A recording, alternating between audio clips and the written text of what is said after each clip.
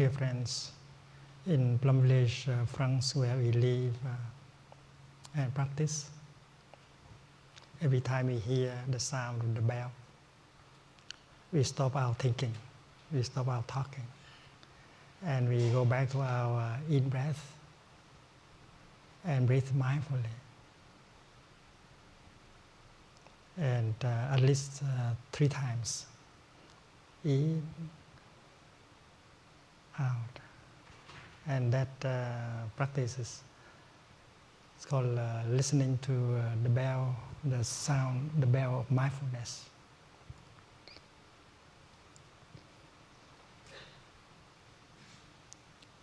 When you hear the bell, you naturally stop your thinking. It has become a habit. You naturally stop your thinking and you focus your attention on your in-breath and you enjoy breathing in. And when you breathe in mindfully like that, you bring your mind home to your body and you become fully alive in the here and the now. It takes only 3 seconds in order to bring the mind home to the body and establish ourselves in the here and the now. And when you are well established in the here and the now, you can get in touch with life. First of all, your body, your feelings, your perceptions, your mental formations, your consciousness. And you get in touch with the wonders of life around you.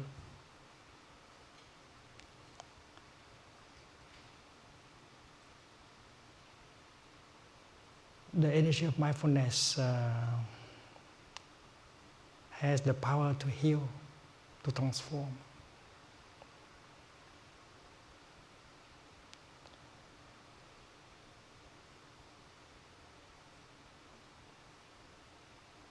When you love someone,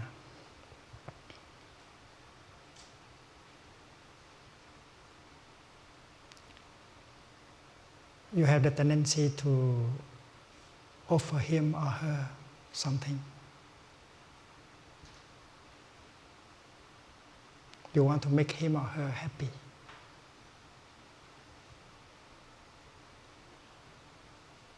And you are inhabited by the energy of love. And that is why you have the desire to make him or her happy. As I have said, love has the power to heal, to nourish, to bring happiness, and to transform suffering. And the practice of mindfulness can produce love.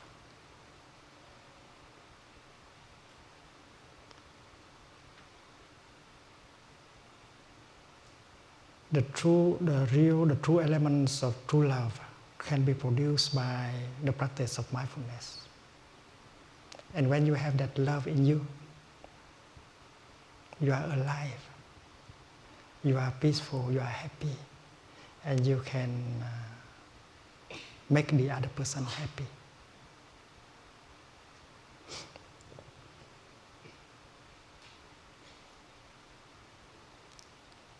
Usually, when we want to make the other person happy, we want to give him or her something. We might write a poem for him, for her, or we might cook something good and give to him or to her, or you might go to the market and buy something. But the most precious thing you can give him or her is not something you can buy from the market. It's not something that you can buy with money. It's your true presence. You have to be there for him and for her, if you truly love him or her. And in order to be there, you need the practice of mindfulness.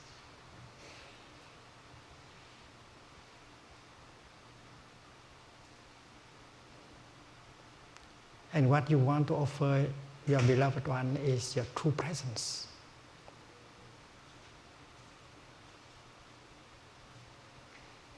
How can you love if you are not there?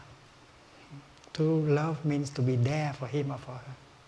And to be there is a practice. In the Buddhist tradition, when you begin to breathe in mindfully, you bring your mind home to your body. And when mind and body are together, you are truly there. In our daily life, very often our body is there, but our mind is not there. We are not truly there. It's impossible to love if you are not there. So practice mindful breathing. Bring your mind home to your body. It can help you to be there.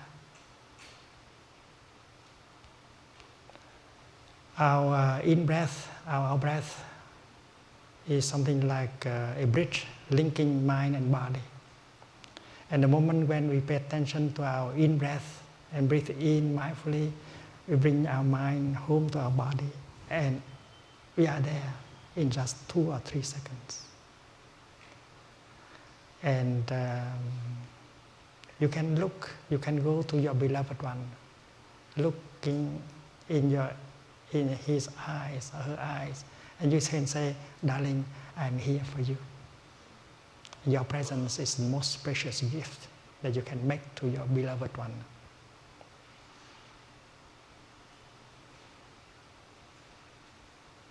There is an 11-year-old boy who is unhappy because his father is not there for him. His father is a very rich businessman, successful businessman too. But he does not have time for himself, for his wife and his son. That day he said, "My son, tomorrow will be your birthday, right? Do you want anything? I will buy it for you." The young man did not know how to answer. He did not need anything. His father can afford to buy anything he wanted, but he did not need anything. He needed one thing, the presence of his father. From time to time, his father is there at home, but his mind is not with his body. So the young man has the impression that he does not really have a father. So after some reflection, he said, "Daddy, it's you that I want." And if the father knows the practice of mindful breathing, he will begin to breathe in mindfully, and it takes only 3 seconds for him to be there, body and mind together. And looking into the eyes of his son, he said, "Darling, I'm here for you." It's very easy. Everyone can do that.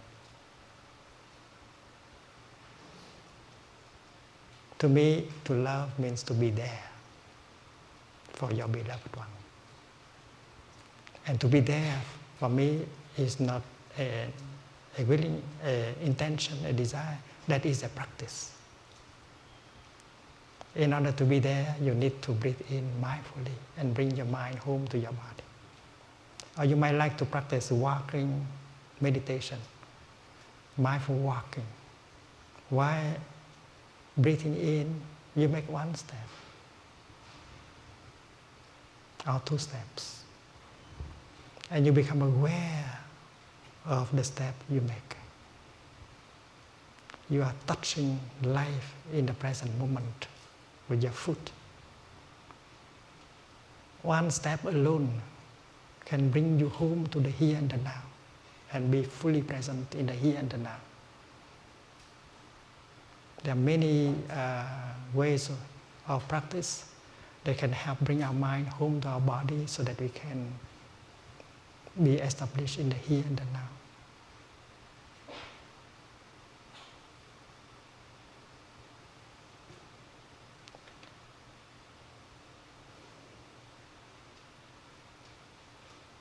When you breathe in mindfully and look at a flower like this one,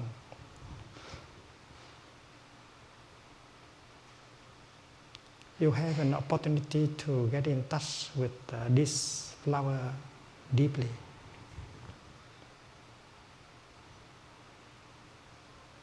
You are mindful that the flower is there. Mindfulness is the kind of energy that allows us to know what is there, what is happening in the here and the now. When you practice mindful breathing, the object of your mindfulness is your in-breath. Your in-breath is something that is happening in the here and the now. And you might enjoy your in-breath also. When you breathe in and using the energy of mindfulness generated by your in-breath, you can recognize that flower as existing. And you get in touch with that flower. And if your mindfulness is strong enough, powerful enough, you are concentrated on the flower, and you get the insight that that flower is a wonder. A wonder.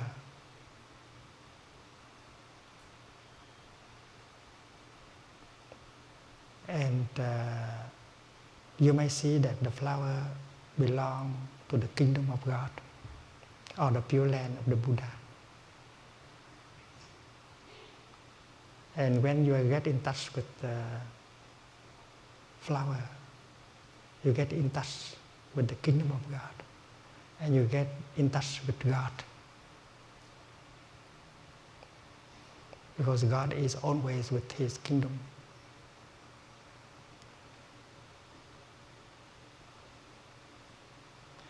And you may get the insight that the kingdom of God is available in the here and the now. You don't have to go and look for it in the future or somewhere else.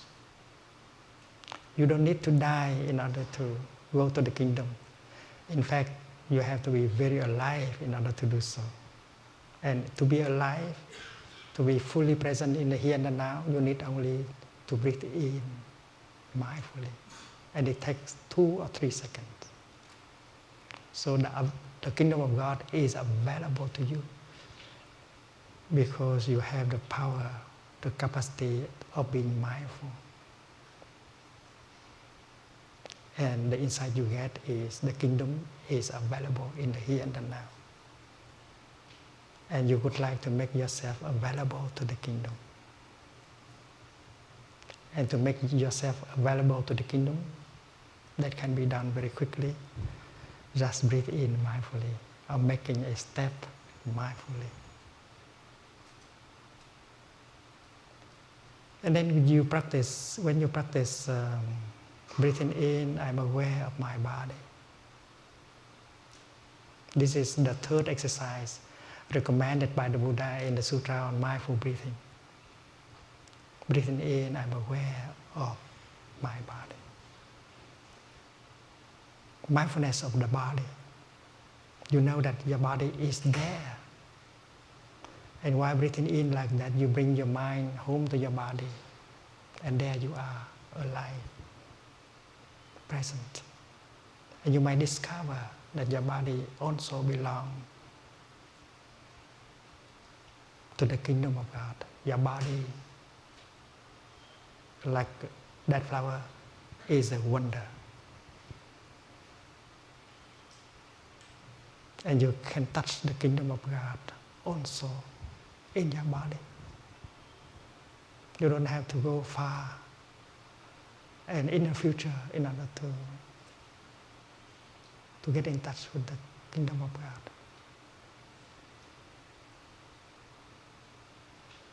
Mindfulness allowed us to be alive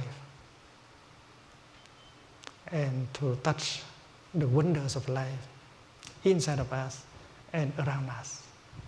And many of these wonders have the power to heal, to nourish. And you don't have to go to a temple in order to practice mindfulness. Walking from the parking lot to your office, you might enjoy the practice of mindful walking. You might like to enjoy every step. Touching the wonders of life. That is something all of us can do. Years ago, we offered a retreat for congressmen in Washington, D.C. They have a hectic life, and they need the practice of mindfulness in order to release the tension, to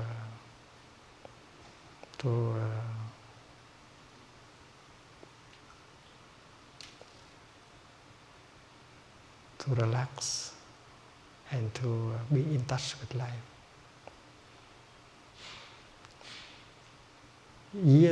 Many years after the retreat, they continue to practice mindful walking. And several of them wrote us and said that from the office where they work to the place where they cast the vote, they always practice mindful walking and stop all thinking, just walking. And they say that they survive that hectic life just by mindful walking. So from the parking lot to your office, you may like to do like that. You stop all your thinking and you enjoy every step. Walk in such a way that every step can bring you freedom, can bring you solidity, freedom, and healing. Many of us use the practice of mindful walking to heal ourselves. When you breathe in mindfully and focus your attention on your breath, when you make a step mindfully and focus your attention on your step, you release the past, you release the future, you release all your projects. Because your mind has only one object, that is your in-breath and your step. One in-breath or one step can set you free. Free from the worries and the uncertainty about future. Free from the regret and the sorrow concerning the past. The past may be a prison, the future may be a prison. If you are subjected to regret, sorrow, fear, uncertainty, but when you focus your attention on your in-breath, you release everything. So one breath, one in-breath set you free.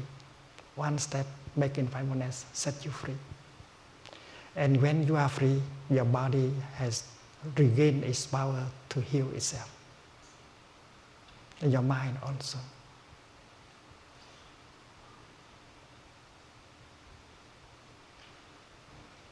I have said in the beginning that when you love someone, you would like to offer him or her the best thing you have. The best thing, the most precious thing you have is your presence. But your presence may have a higher quality. You are fresh, you are free, you are solid, you are happy. And the practice of mindfulness help you to retain your freshness, to cultivate more peace, more solidity. There is a practice for children called Pebble meditation. There are 4 pebbles, and the children practice like this. The first pebble represents a flower. Breathing in, I see myself as a flower. Breathing out, I feel fresh. The human being is a kind of flower.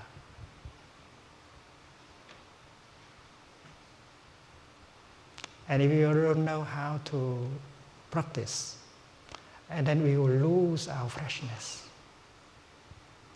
And we do not have much to offer the person we love.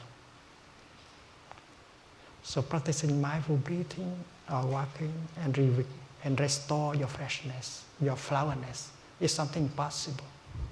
Releasing the worries, the fear, the anger, and restore your freshness is something that you can do while sitting or walking. The children practice breathing in, I see myself as a flower. You don't have to imagine yourself as a flower, because the human body, the human being is very beautiful. It is a real flower. Look at the child. Look at her face. Her tiny hand, his tiny foot is a real flower. It's beautiful when the child sleeps. It's beautiful when the child is awake and play. And we are born as flowers. And it is possible for us to preserve our flowerness, our freshness, our beauty. The second pebble, breathing in, I see myself as a mountain.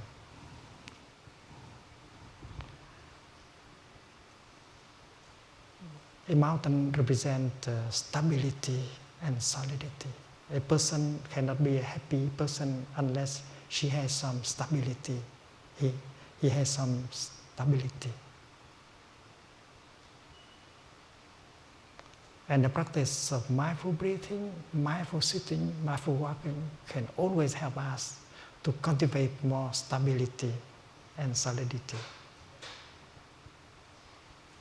And our solidity, our stability is something we can offer to the person we love. If we are too unstable, if we are not solid, we are not happy.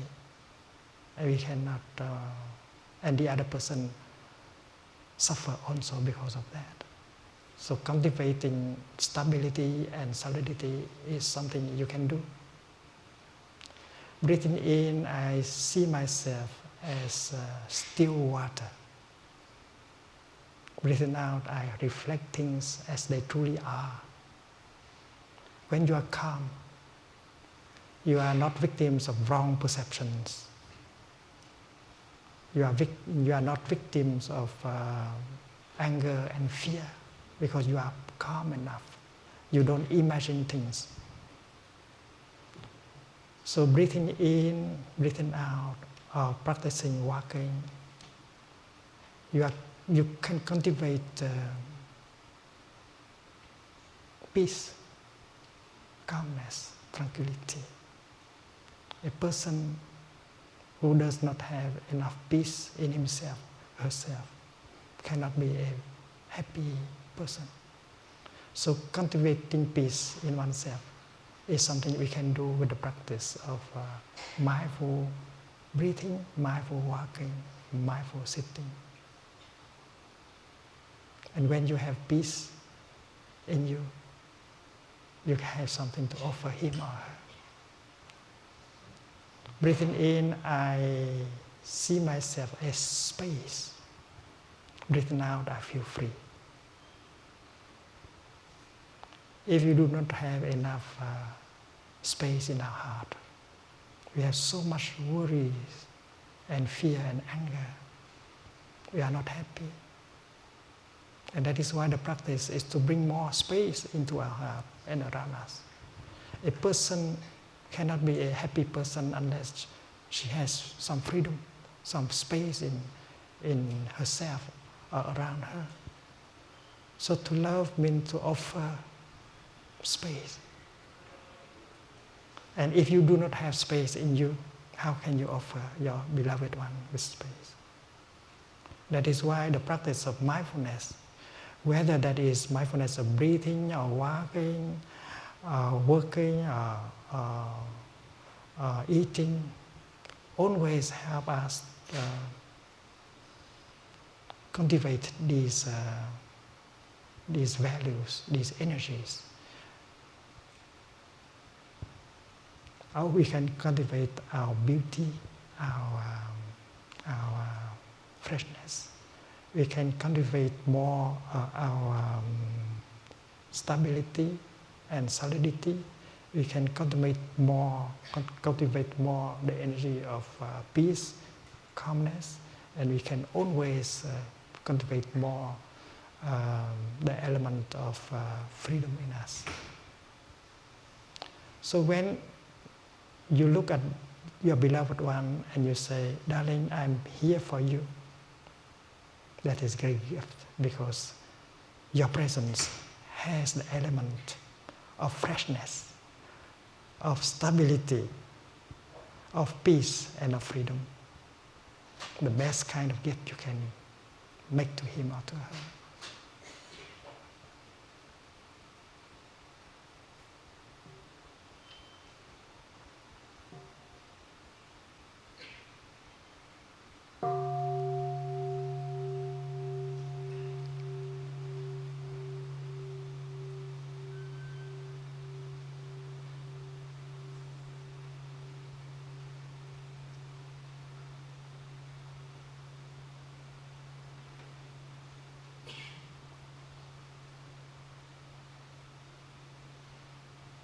That presence generated by the practice of mindfulness, of breathing or walking, that presence is for you first, for us first, and then for the other person.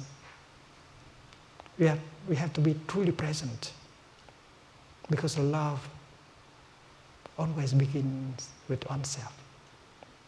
If you are not capable of loving yourself, of taking care of yourself, you will not have the capacity to love the other person and take good care of him or her. And that is why loving oneself is the foundation for loving the other person. And there are practices that everyone can do in order to care for oneself, in order for us to be able to care for the other person and for the world. The Buddha proposed many easy, simple practices that everyone can do. Like the first practice of mindful breathing, exercise of mindful breathing, breathing in, I know I am breathing in. Breathing out, I know I am breathing out. You recognize your in-breath, you recognize your out-breath. And since you have your in-breath as the object of your mind, you release everything else, you are free. A very simple exercise, and the effect is great. It sets you free, just 3-4 seconds of breathing in.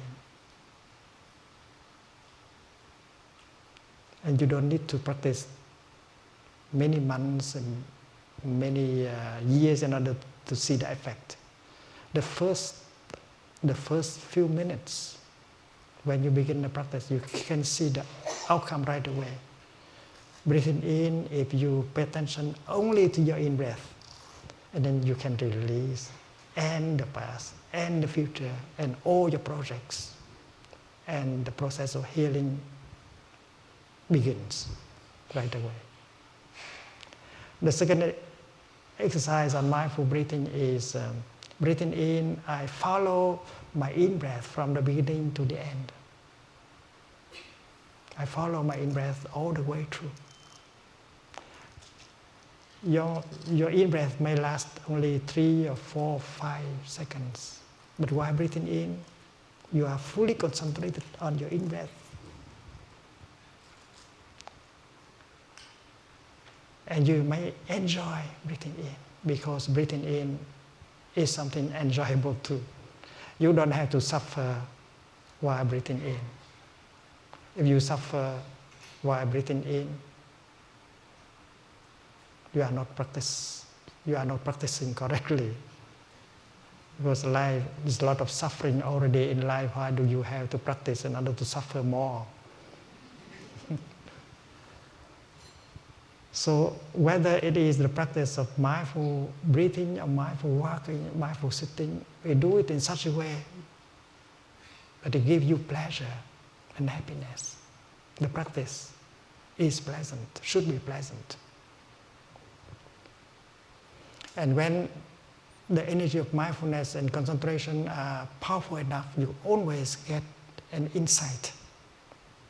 That insight can help liberate you from your afflictions, like fear, anger, jealousy, despair, and so on.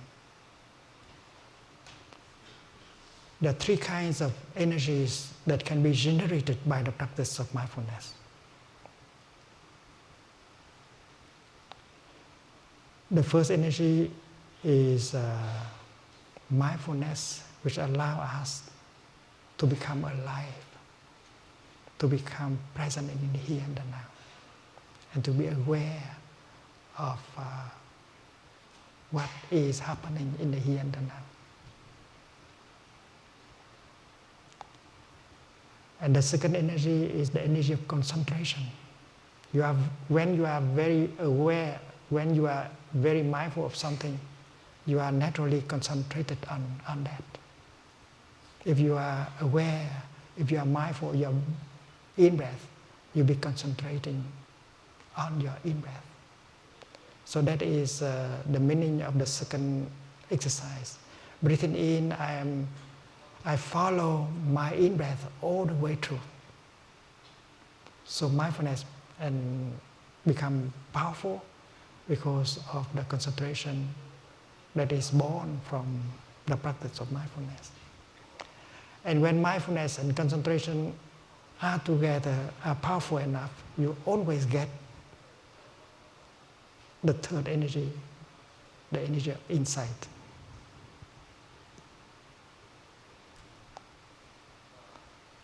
Insight, in this case, does not come from thinking, but from mindfulness. And during the time of practicing mindfulness and concentration, you don't need to think. You might like to stop the thinking altogether.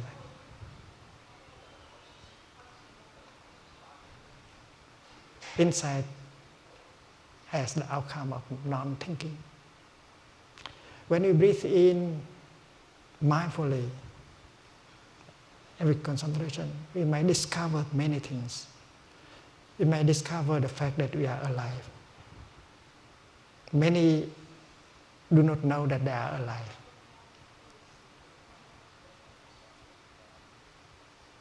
They are there, but they are not alive because that they do not have mindfulness. So there is a very simple exercise. Breathing in mindfully, I feel alive. And this is the truth. If someone is not alive, she cannot breathe in anymore. So breathing in mindfully, you get the insight that you are alive. And to be alive is the most wonderful thing. It is a miracle. It is the greatest of all miracles to be alive. And just 2 or 3 seconds breathing in can bring you that insight that you are alive, and you touch the miracle of being alive. And when you breathe out, you can celebrate the fact that you are alive. So happiness is possible, joy is possible just by one in-breath and one out-breath. And it's nourishing and healing.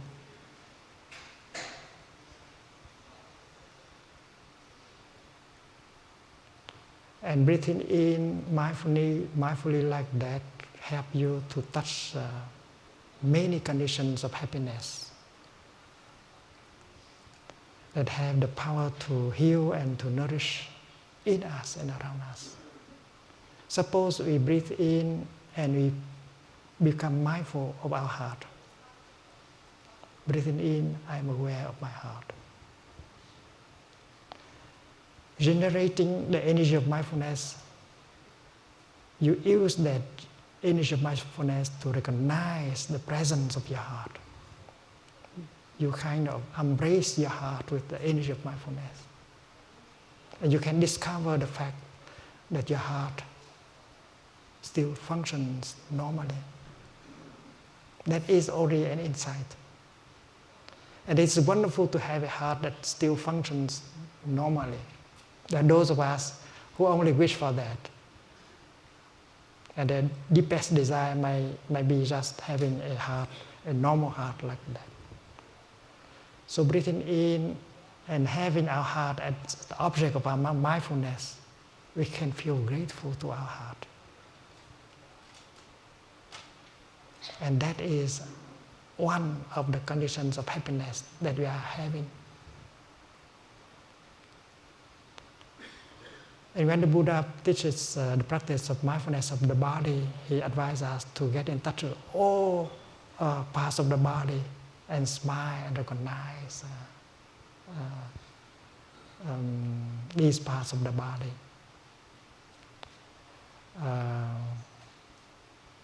There is an exercise of deep total relaxation that we will try today.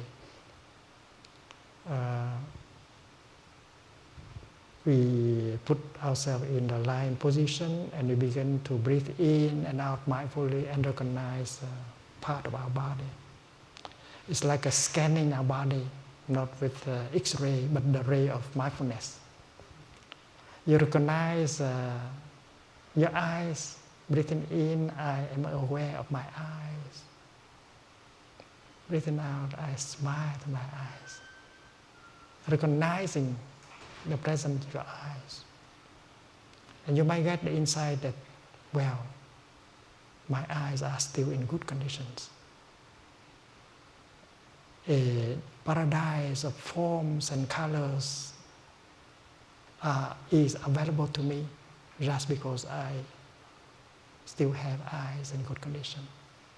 You need only to open your eyes in order to touch the paradise of form and color. That is another condition of happiness. And we go through the body and recognize every part of the body. And when we come to a place that is a little bit ailing, we may like to stop longer and embrace with compassion and tenderness that part of the body that is ailing. That practice of being aware of the body can help heal the body. You can still continue with your with the medicine, but to relax our body, to embrace tenderly that part of our body with mindfulness practice can accelerate, can help very much the healing, can make the healing happen more quickly.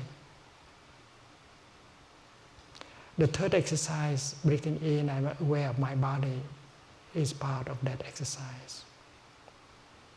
And the fourth exercise is breathing in, I release all the tension in my body. The body has the power to heal itself. only if we allow it to do that. When an animal in the forest gets wounded, deeply wounded, she knows what to do. The animal finds a quiet place and lie down.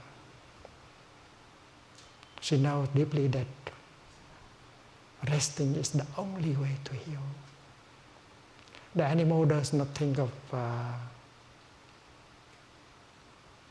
looking for food or running after an animal. She knows that the best thing is to just lie down.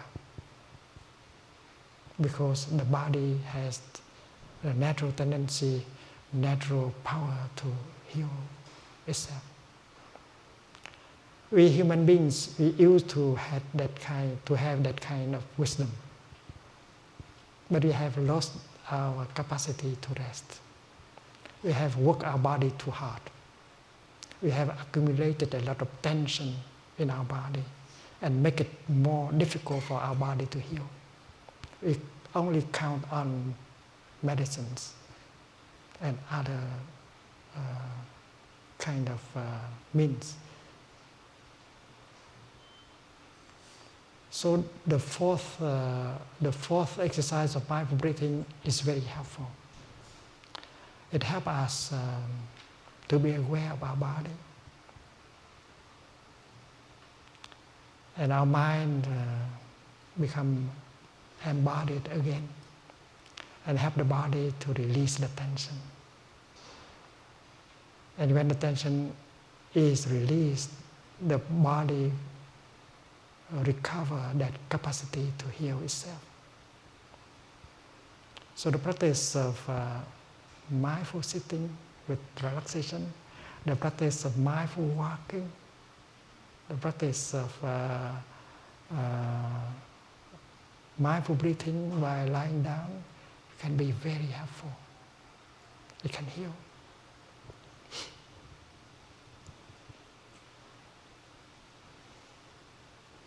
And you do not have to set aside time in order to do that. Just as I said, walking from the parking lot to the office, you have a time to practice, releasing the tension and enjoying every step and every breath and touching the kingdom of God around you and inside of you. The only thing that is that there should be someone to remind you to do it. You might understand it perfectly, but you don't do it. We live as a community. Our root practice center is in France, but in North America we have Deer Park Monastery in Southern California, Escondido. And we have the Blue Cliff Practice Center in the state of New York. And we live as a fourfold Sangha, monks, nuns, and lay practitioners. And we practice together and we remind of each other to practice. When you listen to the bell, well, hundreds of us listen to the bell together. When we sit together and walk together, we do that together. And breathing together, walking together, sitting together, we generate a very powerful collective energy of mindfulness, concentration,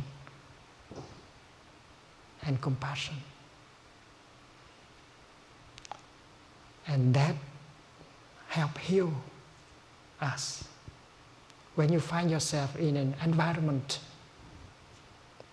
filled with that kind of energy, peace, mindfulness, compassion, you get the healing very easily and quickly. I think a corporation can organize also as a practice community. There are times when you can sit together, can breathe together, can walk together, release the tension together, and then together we can generate that kind of collective energy that is very nourishing and healing. Our retreats of mindfulness are always attended by teenagers and children. And there are practitioners who bring their babies.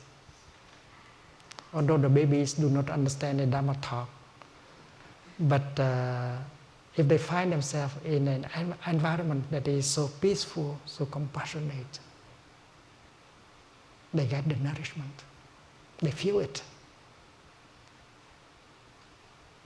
So everyone can profit from the practice. In a practice center, when you need to move from one place to another place, you always apply the techniques of mindful walking. No matter how short or how long the distance is.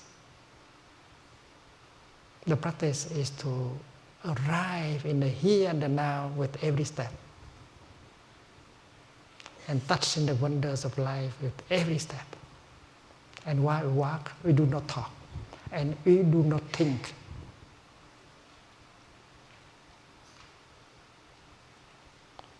When we stop our thinking, our talking, we touch life more deeply,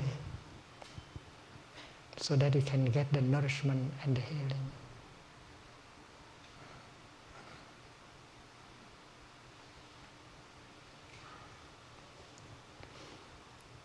And when, let us enjoy breathing together.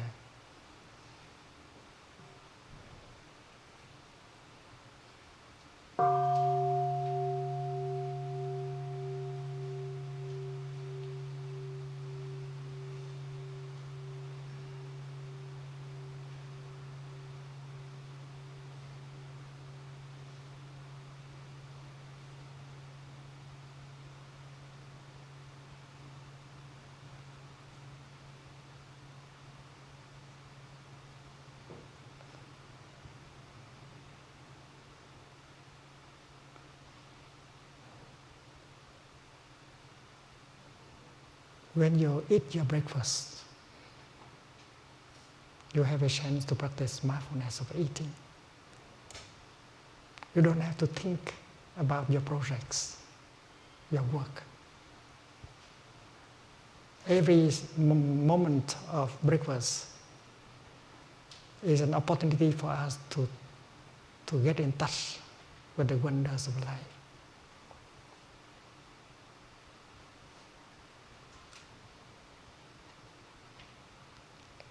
Today we will have a chance to share a meal together in mindfulness. Holding a piece of bread, you might like to stop your thinking and look deeply into the piece of bread. Mindfully, you breathe in, and you might get in touch with the fact that the piece of bread that you are holding contains the whole universe. There is the sunshine that help the wheat to grow. There is the cloud that provide rain for the wheat to grow. The earth is in there. Time, space, and everything of the cosmos has come together in order to have produced that piece of bread. And that insight you can get in just a few seconds of looking mindfully at that piece of bread. If you keep thinking about the past or the future or your projects, you miss the bread. You miss the kingdom of God that the bread is bringing to you. And when you put the piece of bread in your mouth, you might like to enjoy just chewing the bread, getting in touch with the wonders of life, instead of chewing your projects, your worries, your fear. You stop all your thinking. You just enjoy eating your breakfast. And that is a practice. You don't need to set aside time for practicing. when you take a shower, that is time to practice mindfulness. You might enjoy your mindful breathing and become aware of the water of your body, and you can create the joy and the happiness while taking the shower. The essential is to stop thinking. The thinking will carry you away and does not allow you to live that moment of life. René Descartes said that I think, therefore I am. I am not very sure of that. Because if you think so much, you go around with your thinking might not be productive at all. It carries you to many realms, and it could make you worry more, angrier, and so on. So if you are carried away by your thinking, you are not there. That's why I think, therefore I am not there. It's better to stop the thinking in order to be there. When we brush our teeth, we may choose to brush our teeth in such a way that make freedom and joy and happiness possible during the time of brushing our teeth. It may take 2 minutes or 3 minutes. And the essential is to stop your thinking. Even if you have a lot of things to do, stop your thinking and enjoy brushing your teeth. When I brush my teeth, I usually touch the fact that I am over 80 and I still have some teeth to brush. And that is enough to make me happy. Brush your teeth in such a way that freedom is possible. Joy and happiness be possible during the time of toothbrushing. That is a challenge. And I know you can do it. Do not think about your work, your projects. Just enjoy being there and brush your teeth. That moment you can live it deeply also. Because you can always touch the wonders of life, the kingdom of God in the here and the now.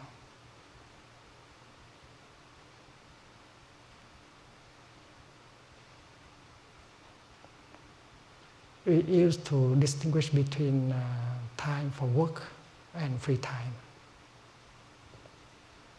Let us change our way of thinking. Suppose you have some free time, and if you do not know how to make use of your free time, your time is not truly free. If you could keep thinking and worrying, that time does not make you happy.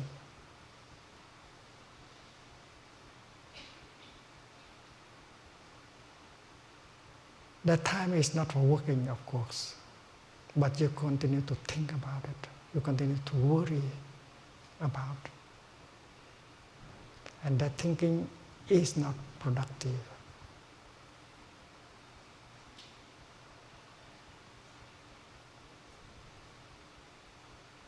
It's very important to learn how to release and to be fully in the moment.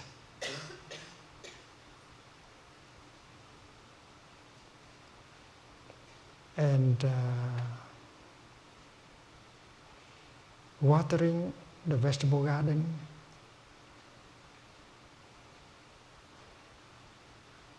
in the backyard, you may like to be fully present with that. cooking breakfast. You might like to make breakfast cooking into a session of meditation. You can enjoy every minute of breakfast making. You don't try to do it quickly in order to have breakfast. Or doing the dishes.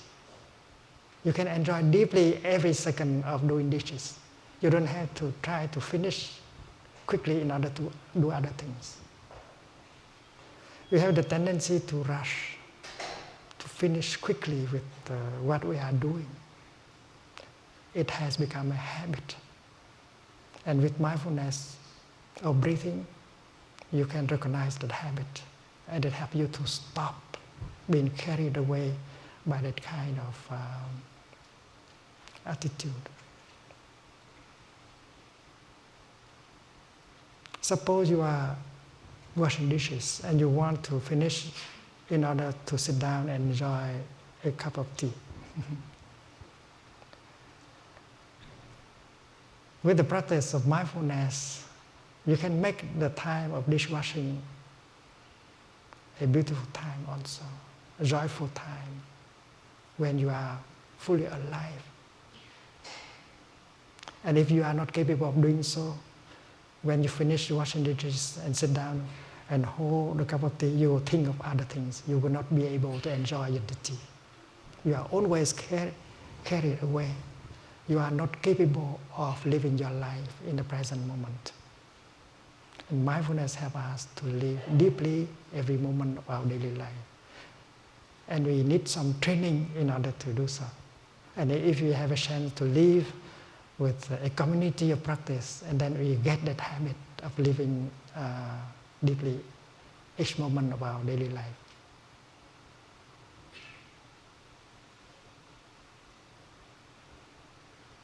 In Buddhist meditation, we know that insight is the factor that can help us transform afflictions like anger, fear, despair. Insight is the kind of energy that can liberate us. And we know that insight is not the outcome of thinking. We have the thinking mind, but our consciousness is more than the thinking mind. In Buddhism, we speak of store consciousness. And that is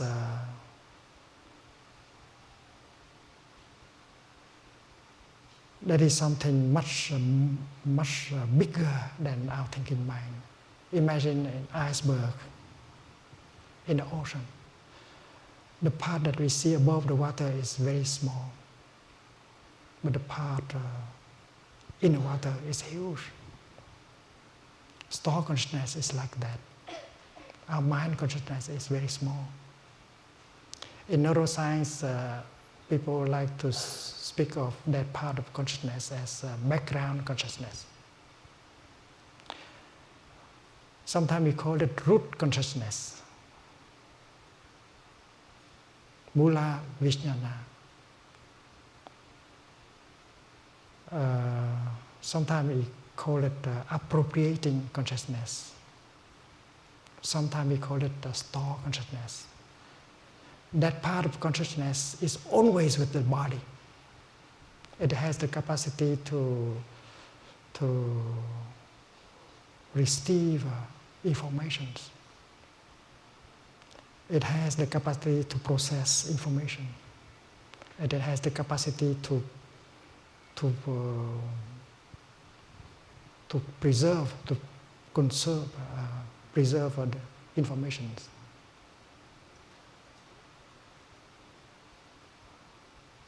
And mind consciousness is the upper level of consciousness. Mind consciousness sometimes can stop operating, like in the case you sleep without dream, your mind consciousness stop completely. If you do not have dream in your sleep, there is a kind of meditation, concentration called no perception meditation. And when the practitioner go into that meditation, his mind consciousness stop operating also. And we talk about realm of life where there is no mind consciousness, there's only store consciousness. Suppose we look at a tree, we know that somehow there is consciousness in the tree, because the tree knows how to gather information, to process information, to get the nourishment, to react, to survive. Consciousness is in the tree. But the tree does not seem to have doing a lot of thinking. There's a Vietnamese poet who said that, well, next life I would like to be a pine tree so that I don't have to think. To think make me suffer too much.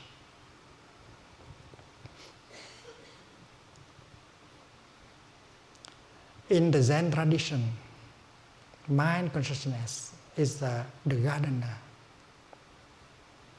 and store consciousness is the land, is the garden. The gardener can prepare the land, plant the seed, water the seed. But it is store consciousness, it's the land that can produce the flower and the fruit of enlightenment. So practicing meditation, we don't count on mind consciousness alone. We count mostly on store consciousness.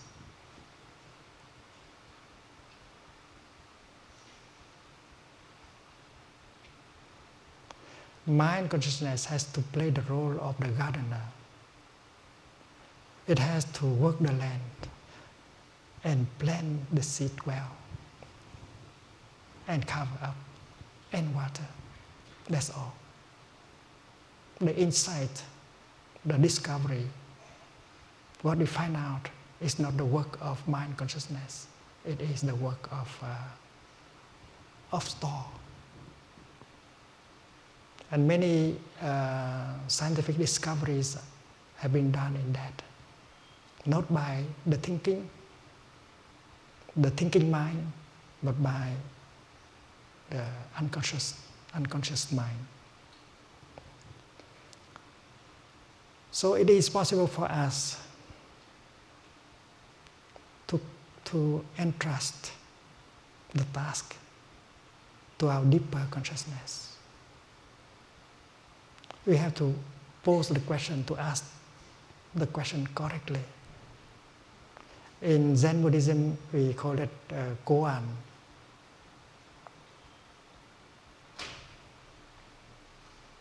Suppose the teacher give you the koan, everything come home to the one, where the one will go, have to go.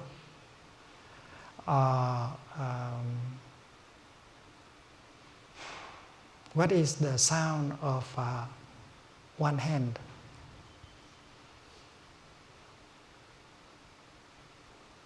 All these are devices. It's kind of question that we entrust to store consciousness. The important thing is to ask the right question very clearly and to entrust the question to store consciousness. And after having done that, the gardener may like to do other things.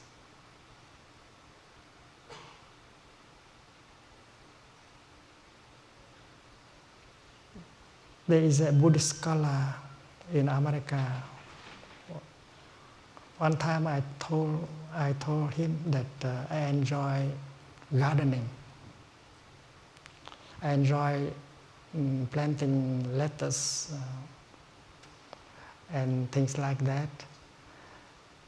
And I say that when the lettuce does not grow well, you don't blame the lettuce, but you feel that if the lettuce grow well or not well, is the gardener who is responsible. And he said, Thay, you should not spend your time growing lettuces, because you can use your time to write poems, because he liked my poetry. I told him, dear friend, if I do not grow lettuce, I cannot write these poems. It's because I am capable of growing lettuce, that is why I can produce a poem like that.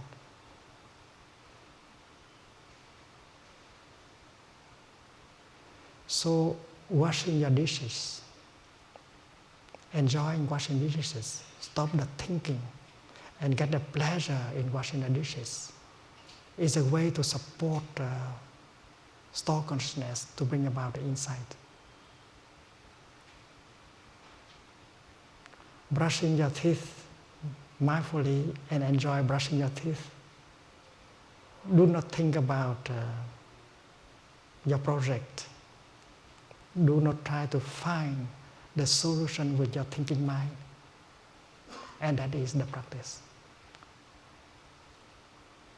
Non-thinking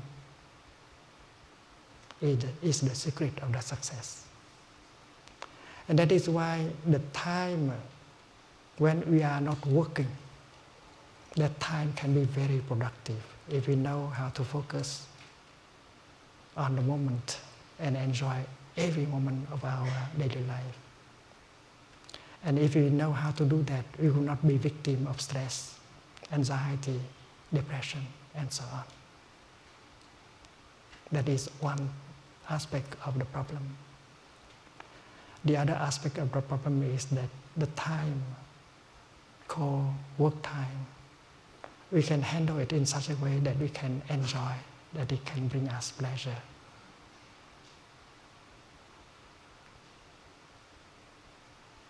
There is a way not to be under pressure. There is a way in order to enjoy really what you are doing as work.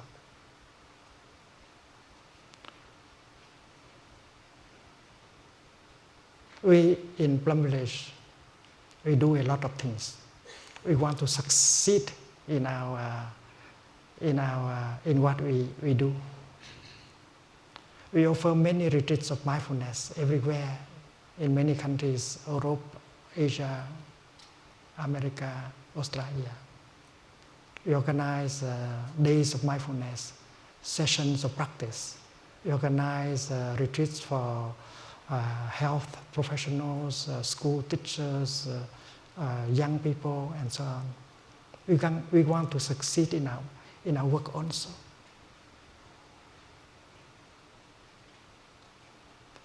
But we learn how to do the work in such a way that we will not be victim of pressure and stress.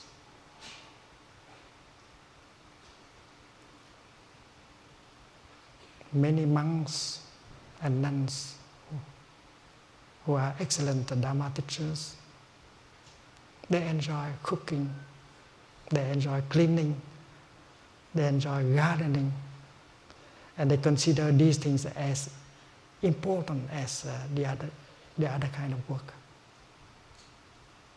We learn how to enjoy rearranging the cushions in the meditation hall.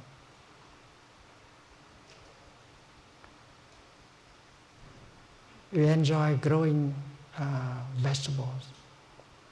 And everything we do, we put all our heart and mind in it, and we try to do it in such a way that freedom and joy and brotherhood and sisterhood become possible. There are times when we sit together in a meeting, but we don't talk about work.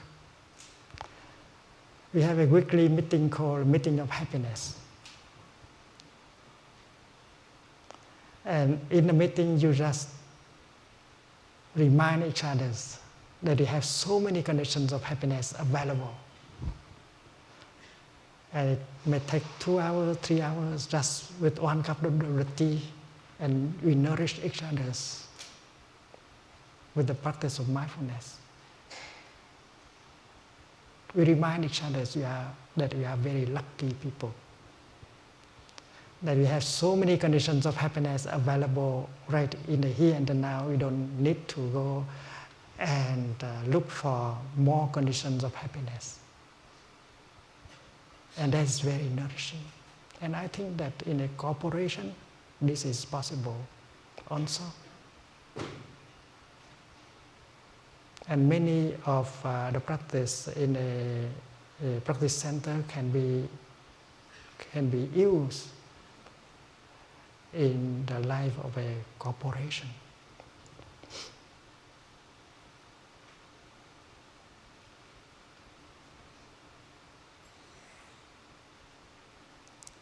Every time we organize a retreat, 6 days or 7 days, we see many people transform. The practice is simple enough for everyone to do. The practice of mindful breathing, mindful sitting and walking, releasing the tension in the body. Everyone can do. And when you are able to reduce the tension in your body, to release the tension in your body, you also can reduce the amount of pain in your body, including chronic pain. Because pain and tension, they go together. If you can release tension, you can reduce the pain. And the basic practice of mindful breathing, to be aware of your body and to release the tension in your body, you can do it several times a day. Many of our brothers and sisters program a bell of mindfulness in the computer. And every 15 minutes, the bell reminds us to stop and to enjoy breathing in and breathing out. The bell of mindfulness.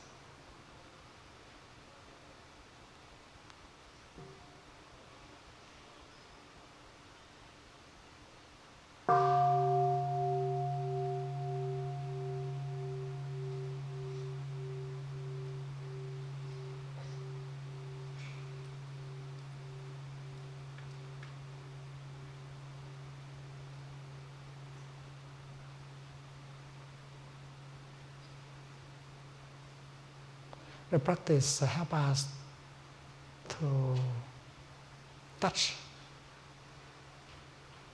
the conditions of happiness in the here and the now, so that we can generate a feeling of joy at any moment we want. And that is not too difficult. If you go back to your body,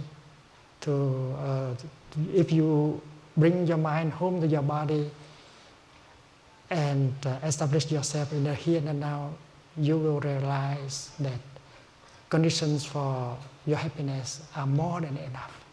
And happiness is possible right in the here and the now. So to generate a moment of joy is possible. To generate a moment of happiness is also possible for a practitioner, no matter where and when. And the practice of mindfulness also helps us to recognize a painful feeling, a painful emotion when they manifest.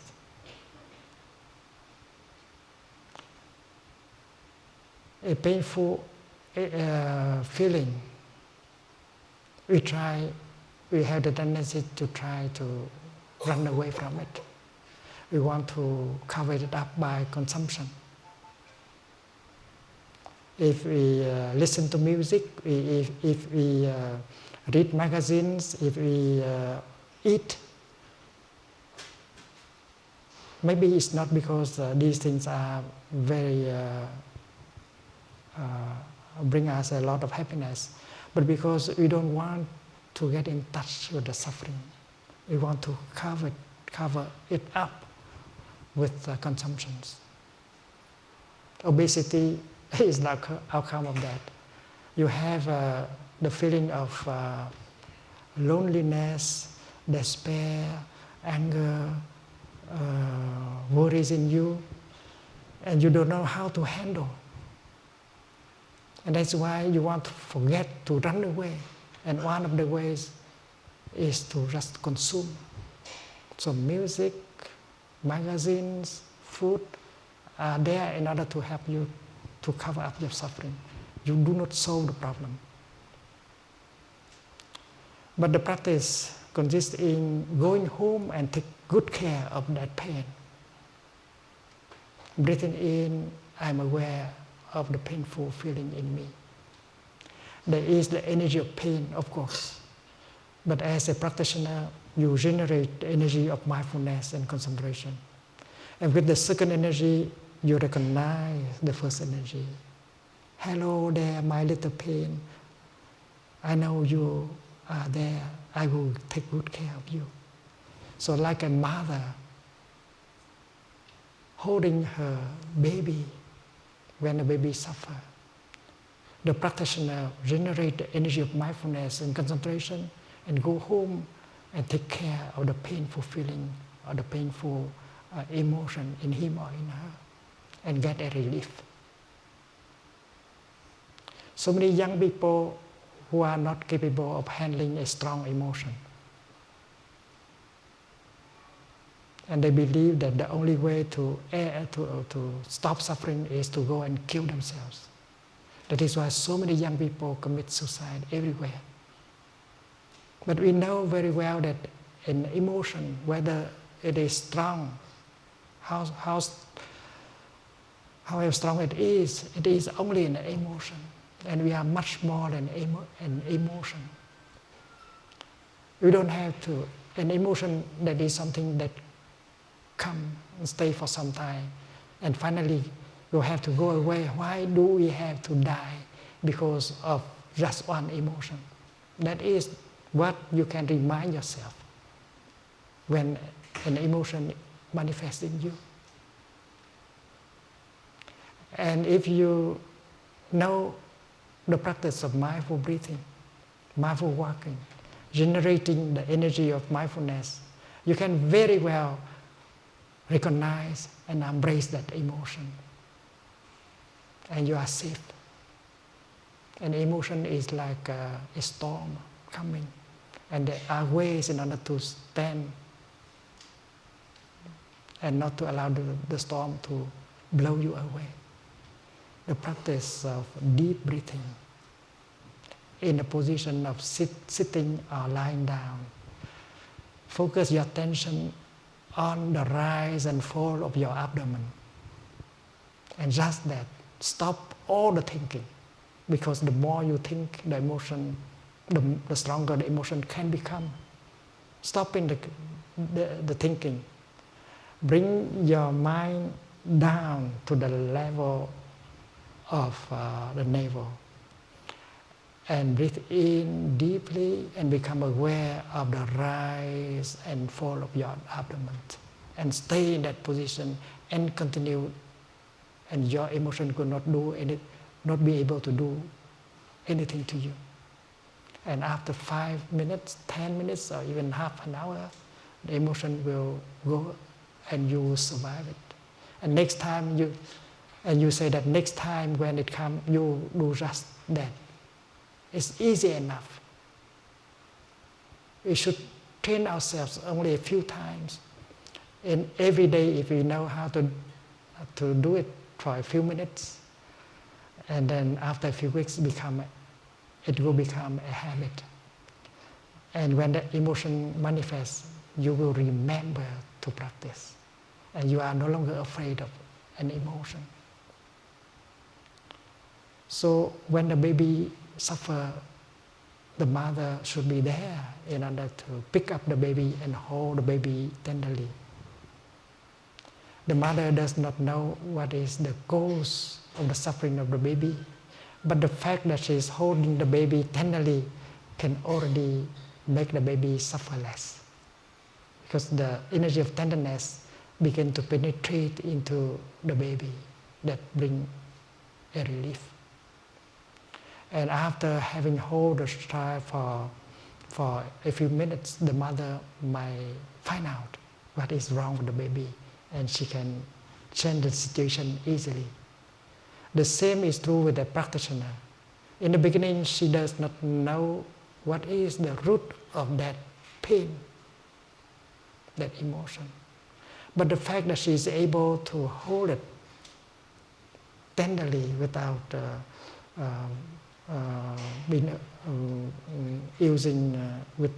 attempt to run away, can already bring a relief.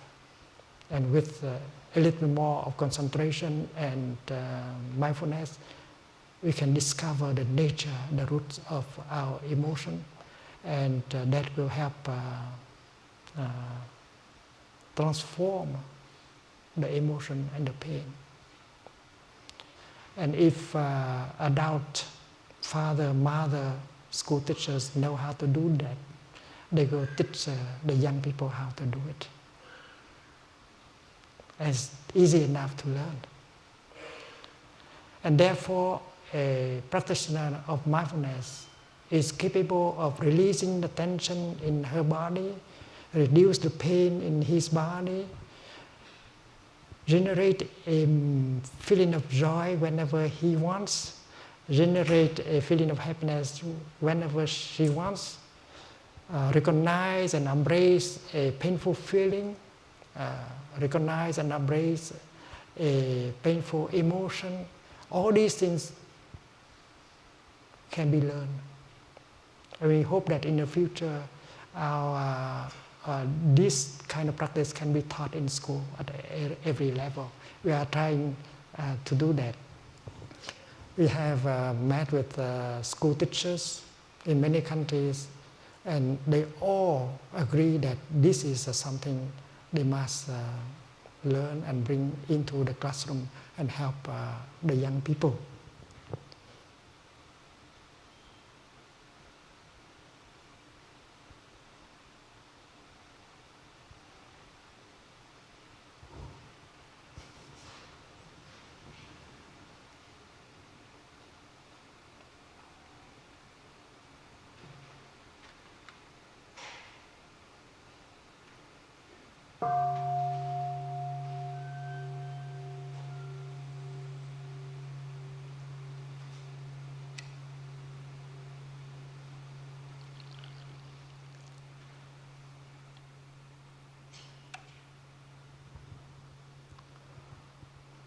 The miracle of transformation and healing always happen in our retreats.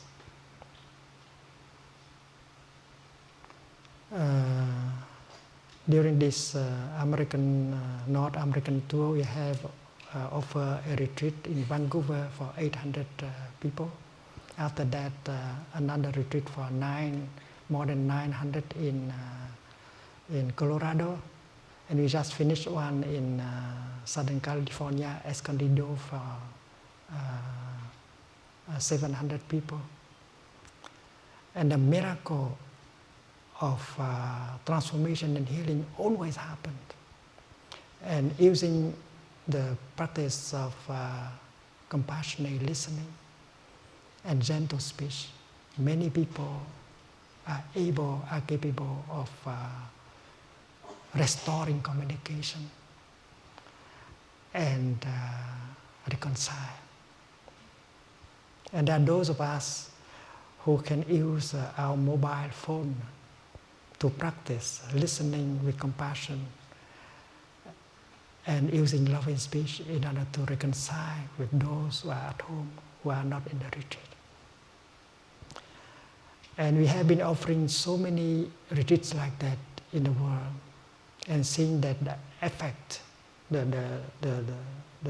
result, the fruit of the practice, we are encouraged in this practice. That is why as monks and nuns and lay practitioners, we want to continue. We want, because that brings us a lot of happiness. And we want to share the practice and to help many people to suffer less. And that is why we are kind of, we want also success. But our success, our willingness to succeed does not remove us from the present moment. Our practice is to be grounded always in the present moment. We know that the future is made only of one element, that is the present moment. And if we take care of the present moment the best way we can, it means that we have done everything we can do for the future. And that is our practice, to be there in the here and the now and do our best with that, and do not let the worries, the projects carry us away. I think many are successful in their career,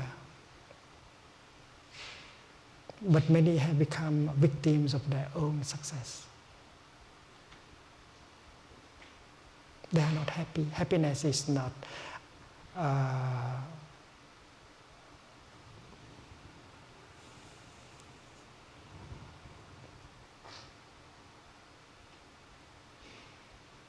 the aim of when we do something, we want to succeed. But is that worthwhile to continue if that success does not bring happiness?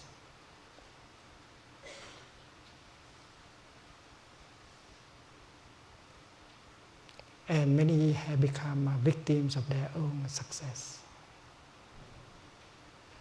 And although they succeed in their enterprise, but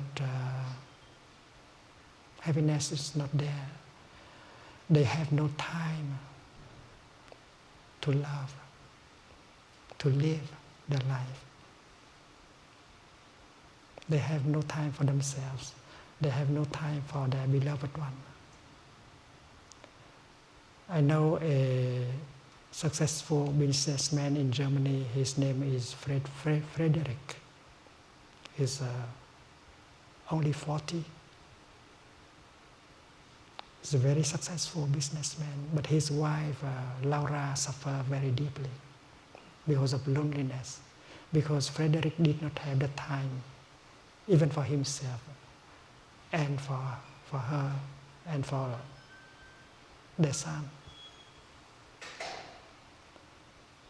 She tried to suffer less by doing humanitarian work. She tried to forget her loneliness by going to school and get another degree. But that did not help. And she cried during the night. And he said that, darling, no one can replace me now. I have to wait 3-4 years before I can find someone to replace me, and then we will have more time for ourselves and for our son. For the moment, no one can replace me. And that promise was never been fulfilled, because 6 months later he got killed in an accident. Car accident.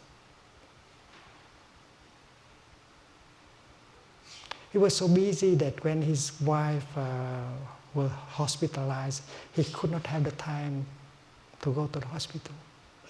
And even when his son, Philip, was hospitalized, he could not go to the hospital because his time, his energy is sucked by the will to succeed.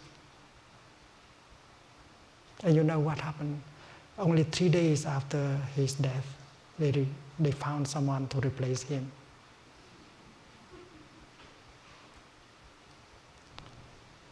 And Frederick is still alive. There are many Frederick are among us, and many Laura are among us. We have to wake up from that. We have to learn how to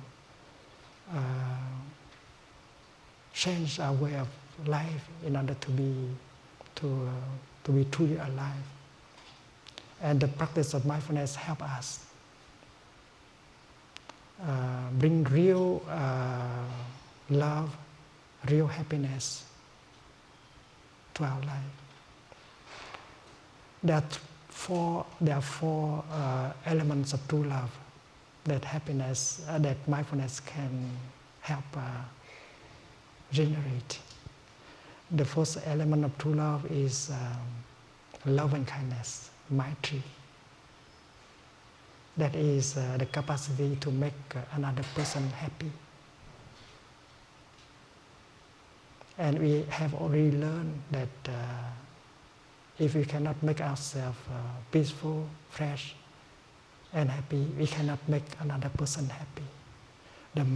The practice of mindfulness help restore solidity, freedom, peace, and freshness to us, so that we have the capacity to make the other person happy. The second element of true love is compassion, karuna. That capacity of understanding the suffering and help remove it. If you love someone, you should understand the suffering in him or in her. And you should be able to help transform that and remove that. And that you can do only after you have done it for you. You have fear, anger, despair in you. And if you don't know how to transform it, how can you help your beloved one to do the same? So understanding the suffering inside and bring a relief and transformation is very crucial for love. And then you'll be able to help your beloved one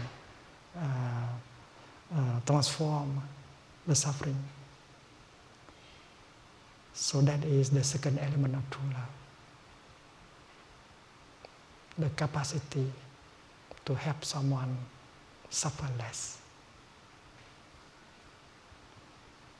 And the third element of true love is joy. Because true love always generates joy for you and for the other person. If both of us cry during the process of loving, that's not true love. True love should bring joy every moment of our daily life. And mindfulness can help doing that. And the fourth element is of true love is inclusiveness. In true love, there is no longer any frontier between you and your beloved one.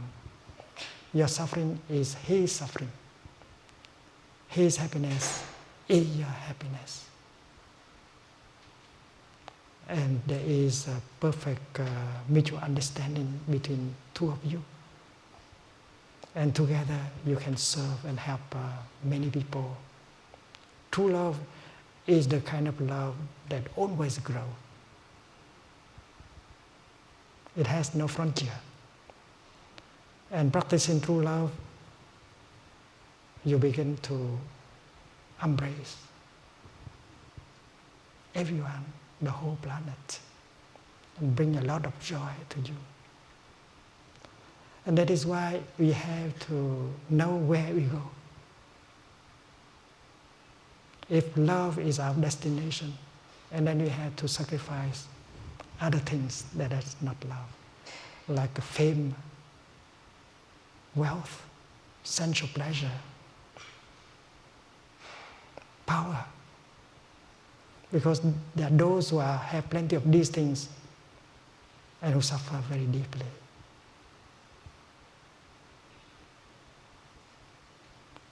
And when I was ordained as a monk at the age of 16, my teacher gave me the Dharma name Nyakhan, which means one action. You do only one thing. You don't do many things at the same time. Monotasking.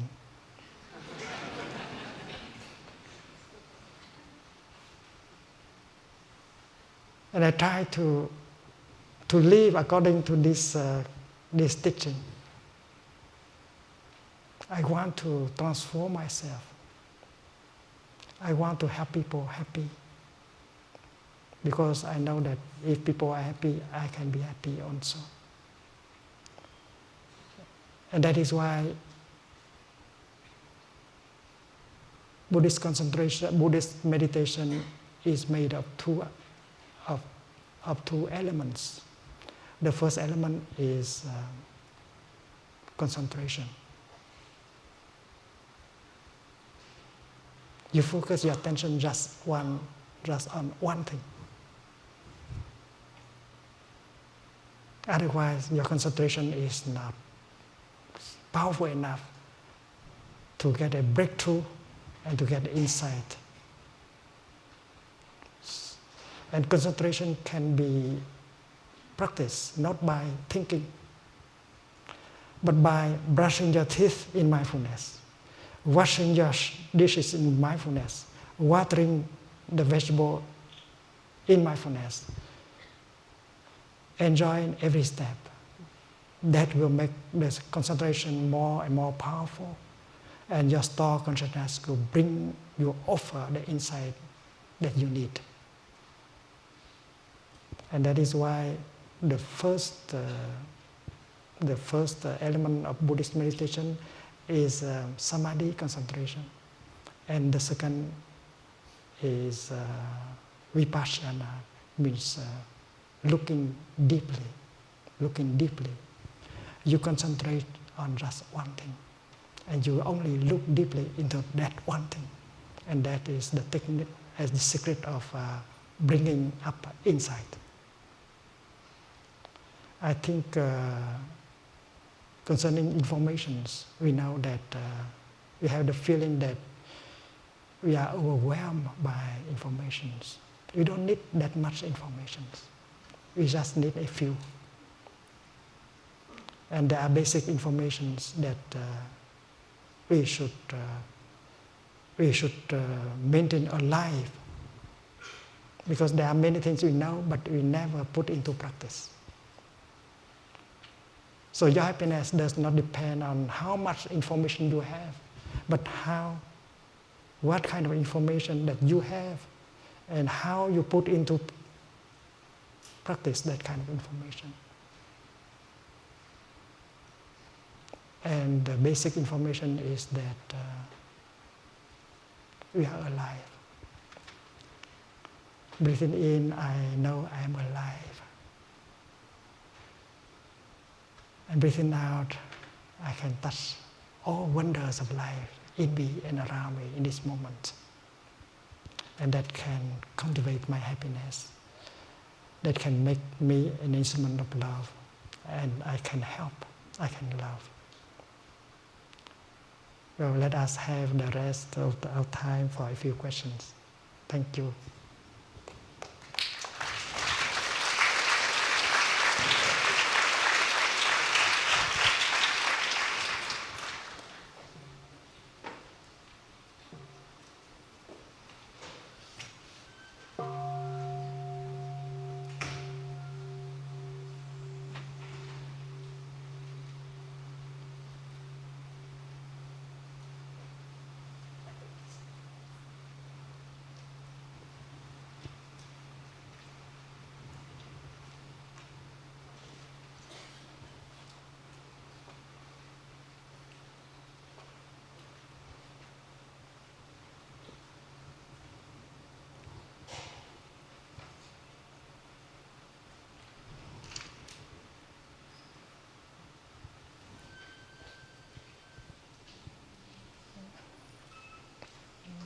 Brother Spirit, Brother Stream, you say something about wake up, right? After. There is a microphone somewhere. Hi. Oh, it works. Thank you for being fully present here for us. I have a question about mindful walking. I'm pregnant, so when I'm walking, my hip really hurts and my knees, they all hurt. So if I do mindful walking, does that mean I focus on my painful knees and painful hips? And shouldn't I just think about something else and get distracted? Yeah.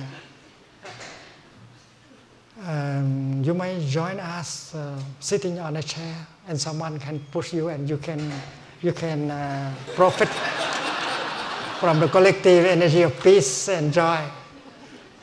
And you do walking meditation with your feet later, but now you can sit on a chair and let someone push you. This is possible. Yeah. So this is not the right time for me to do mindful walking. I think at least you can enjoy a few steps. You can always enjoy a few steps. But when it becomes difficult, tiring, you can stop. Yeah. Okay, thank you. Yes. There are practitioners of meditation who could not walk, but they like to join us during walking meditation. They bring along their armchair and they wheelchair, and they enjoy the sangha and the collective energy generated by the practice. Hello? Oh, this one works here. My name is Alex Aris. I'm working at Google, and so my question is not necessarily my question, but it could be maybe a typical Googler. But I think this is very relevant. So you said if you practice mindfulness, this is good. But I'm thinking how we can apply this in Google. So I think a typical Googler would think about, well, you know, if I practice mindfulness, then I think I'm going to lose a lot of time. Because you mentioned, you know, do your breakfast with mindfulness. So don't think about the projects and get the chance to get in touch with your life. Don't multitask. Don't eat quickly. So don't do a task while eating, but there are many people who use their laptops while eating. So, and then they would be concerned, what am I going to do that I'm going to be losing a lot of this time? And even if they are not concerned that they will be losing the time, they will be concerned that other people will think that they are spending too much time eating breakfast or doing other things and not thinking about their projects. And so what will my team think about me? What will the performance review will be about me? So will they say like he didn't spend enough time, and so on. So how do you, reply to these concerns, thinking if we would apply this in Google? So.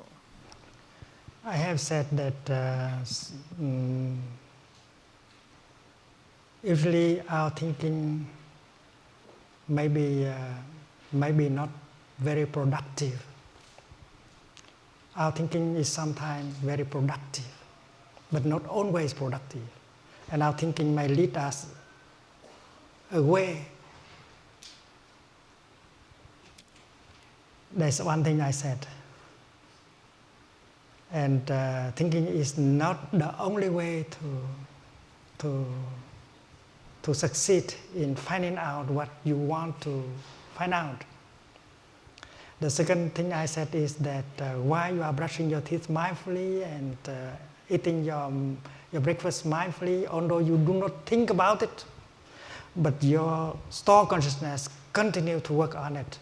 You have to rely on your store consciousness. If one day you can invent something, that's the work of store consciousness. And many scientists, famous scientists, have reported that the insight came when they do not think, when they did not think. Thank you. Thay. Yeah. My name is Meng. I don't do anything, and I hope to do even less when I grow up. My question for you. So for me, you are a symbol of perfection as a practitioner, in my opinion. And that I find that very inspiring. But ironically, I find most inspiring when you are not perfect. And the example of that is, I read in your book somewhere that there was a moment where you got angry at somebody. And then you say you got almost so angry, you almost want to stand up and hit the guy. But you didn't, right? Because you are like the symbol of peace. And and I actually found that very inspiring, because to me it's like even Thich Nhat Hanh has anger. And so my question for you is, I want to ask you to talk a little bit about your imperfection. And hopefully your imperfection will inspire all of us. This is a very important question. The problem of happiness and suffering, the problem of perfection and non-perfection is the same.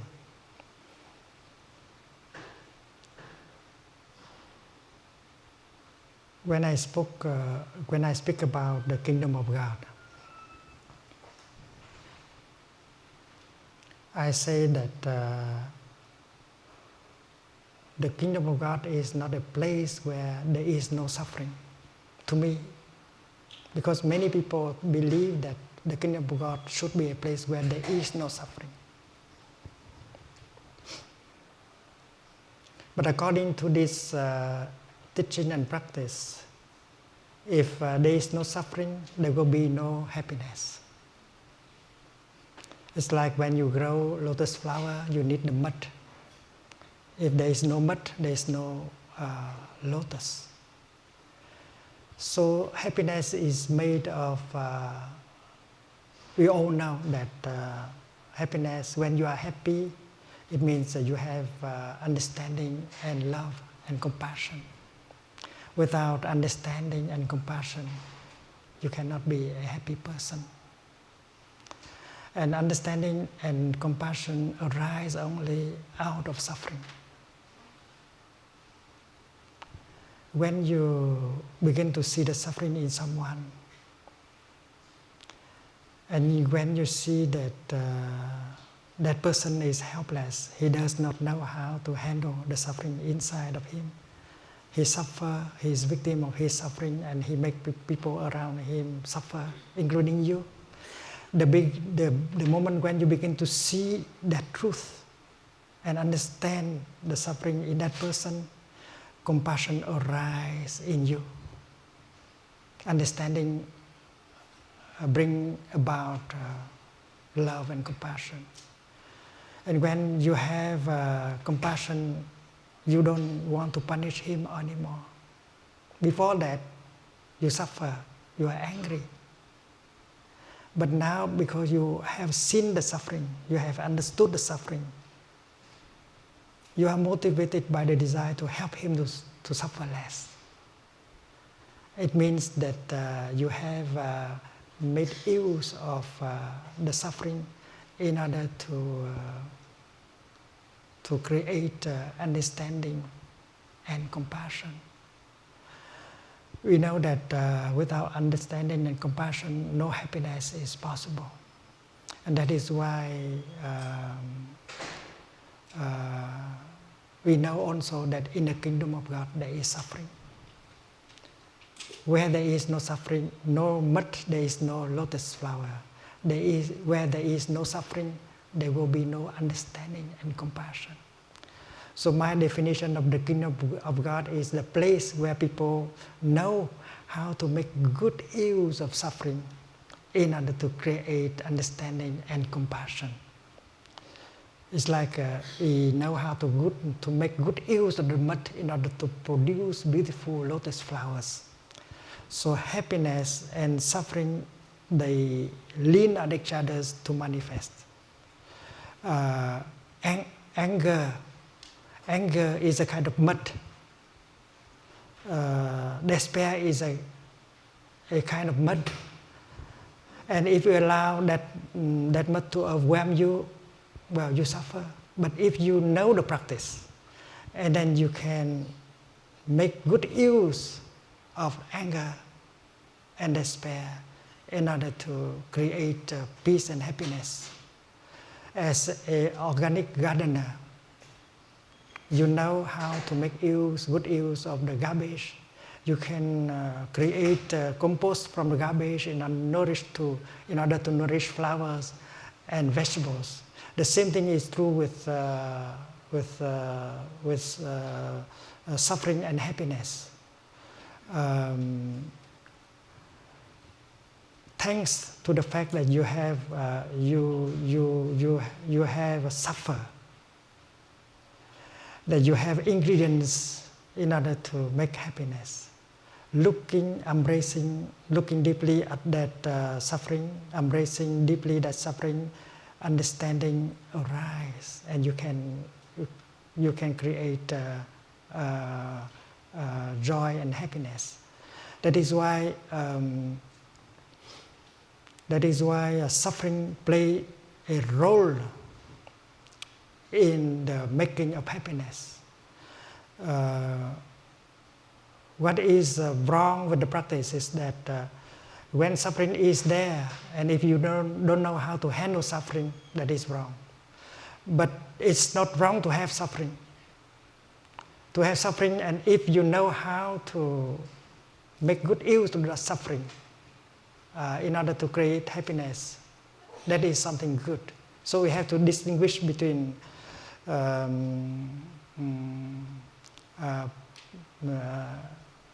good practice and bad practice. If it is normal that a human being has craving, has anger, has frustration, worries.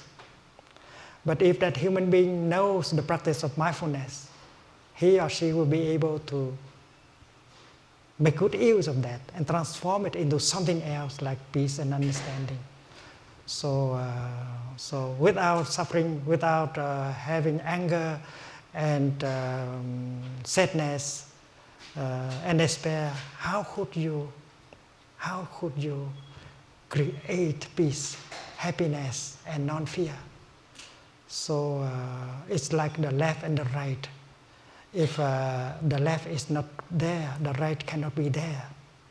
And if politically you are on the left, you should not try to make the right disappear, because if the right disappear, you disappear at the same time.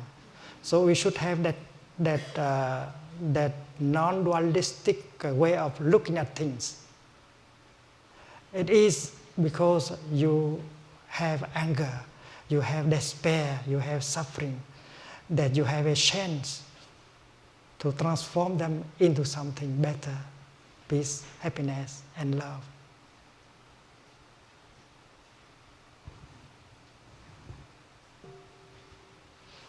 Thay, hello. Thanks for being here. As a person who's struggled with depression in the past, I'm wondering if you have anything in particular to say about mental illnesses and how mindfulness can play a role in helping people who struggle with that. Thanks. Mental illness is like other kind of illness. They have their roots. Suppose we speak of a depression. Depression does not come by itself alone. If we look deeply into the depression, we see the roots of the depression. The Buddha said that nothing can survive without food. Your love, no matter how beautiful your love is, and if you don't know how to nourish your love, to feed your love, it will turn to be something else later on, like hate and anger. So love needs food. Suffering also, your depression also needs food in order to be alive. We have lived in such a way, we have consumed in such a way that make depression possible in the present moment. The way we live our daily life in the last 6 months, for instance, the kind of nutriment we have got, like fear, anger, despair, and we do not know how to handle these. We have allowed them to be accumulated for a long time. That is why the depression has become a reality. The Buddha said that what has come to be there, if you know how to look deeply and to identify the source of food, the source of nutriment that has brought it in. After you have seen the roots and the source of nutriment of what has come to be, you already begin on your path of transformation and healing. Because if you know how to identify the kind of nutriment that have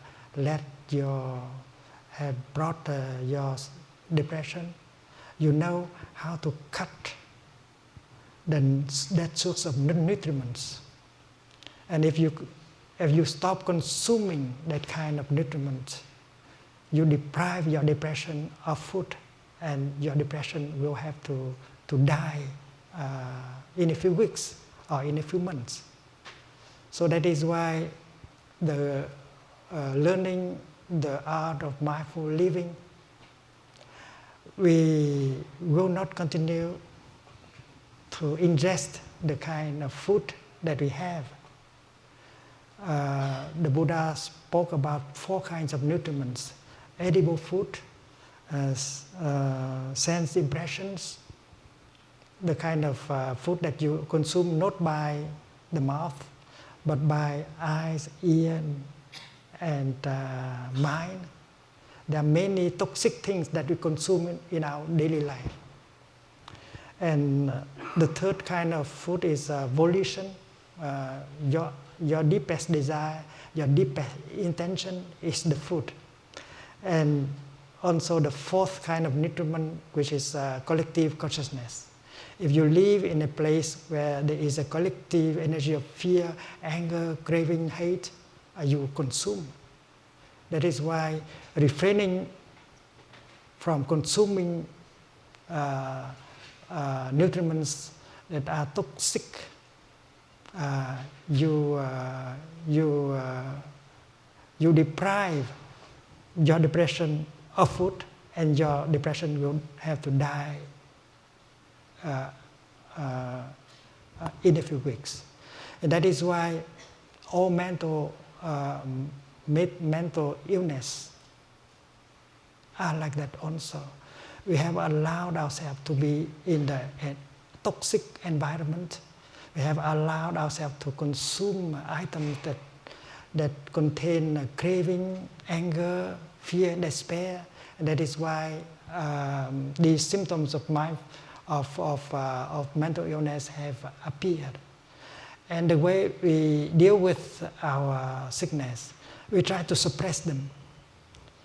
When the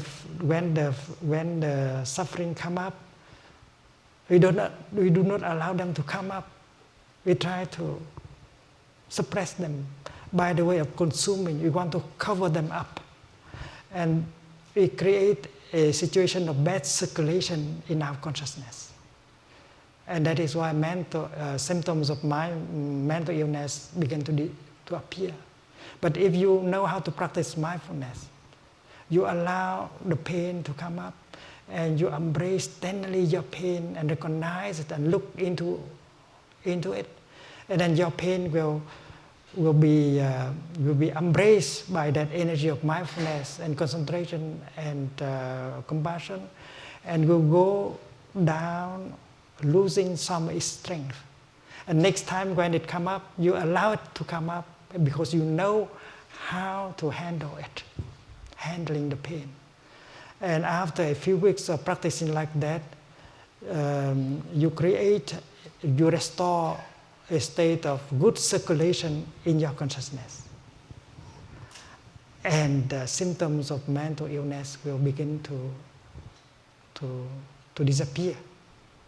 And that is why the practice of mindfulness can be very healing, physically and also mentally.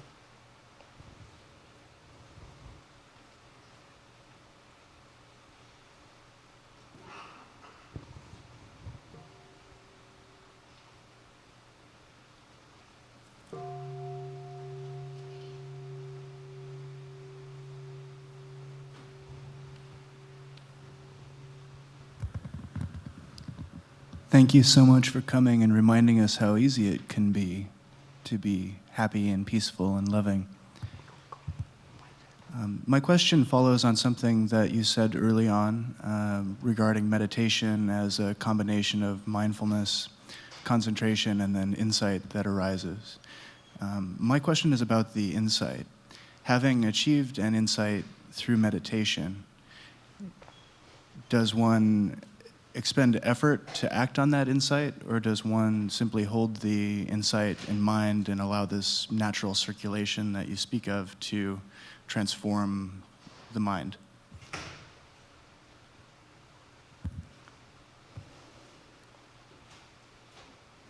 Insight can be maintained and nourished.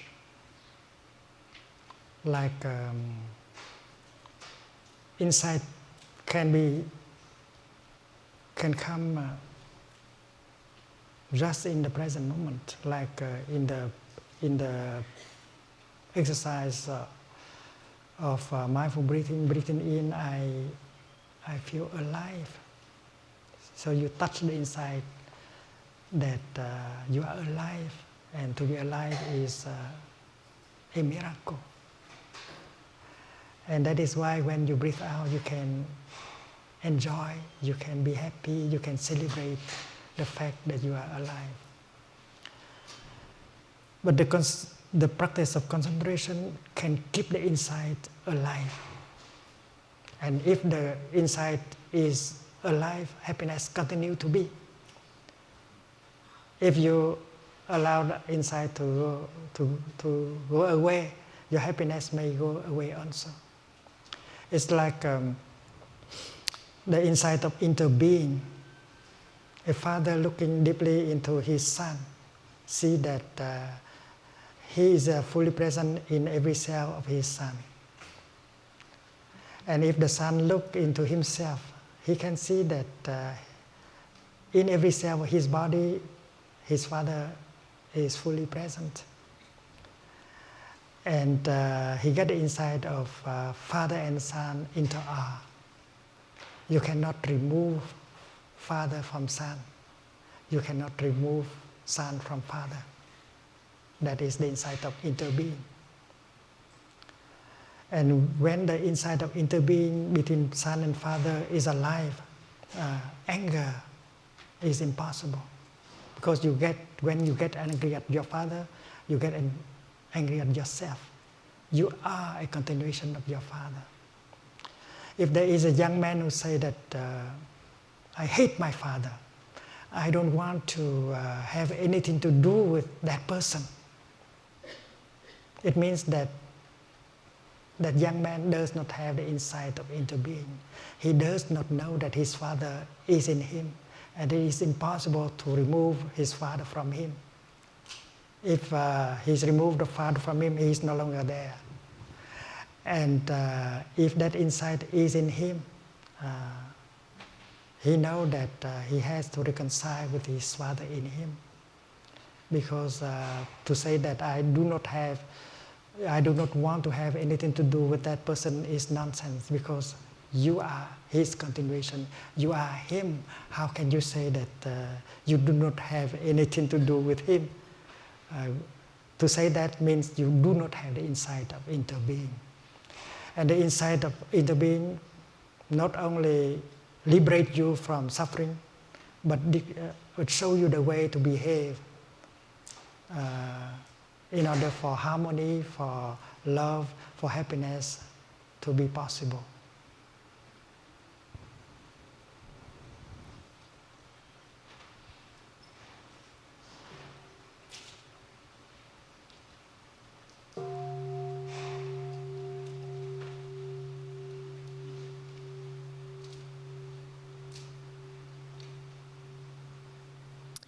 Hello. Thank you very much for your tender and conscious comments. One of my passions is working with children, and I had the opportunity to be in India last year working with small children, and I was amazed at how, no matter what they've been through, they had this joy and this compassion and this feeling of connection with community, even to the point where they would write on our hands, when the world gives you 1,000 reasons to cry, show the world you have 1,000,000 reasons to smile. I found it so beautiful. One of the things I do is work with children in yoga, in visualization, in creative play. And I find children in our community are already starting to multitask and looking at the digital community and getting very fragmented in minds. And one thing I find that works very, very well is teaching through stories.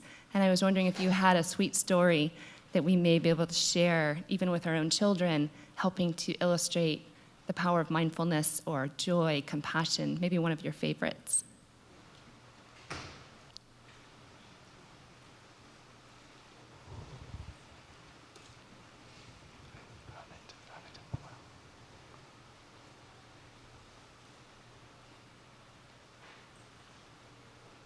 When I was small, I saw the drawing of a Buddha on the cover of a Buddhist magazine.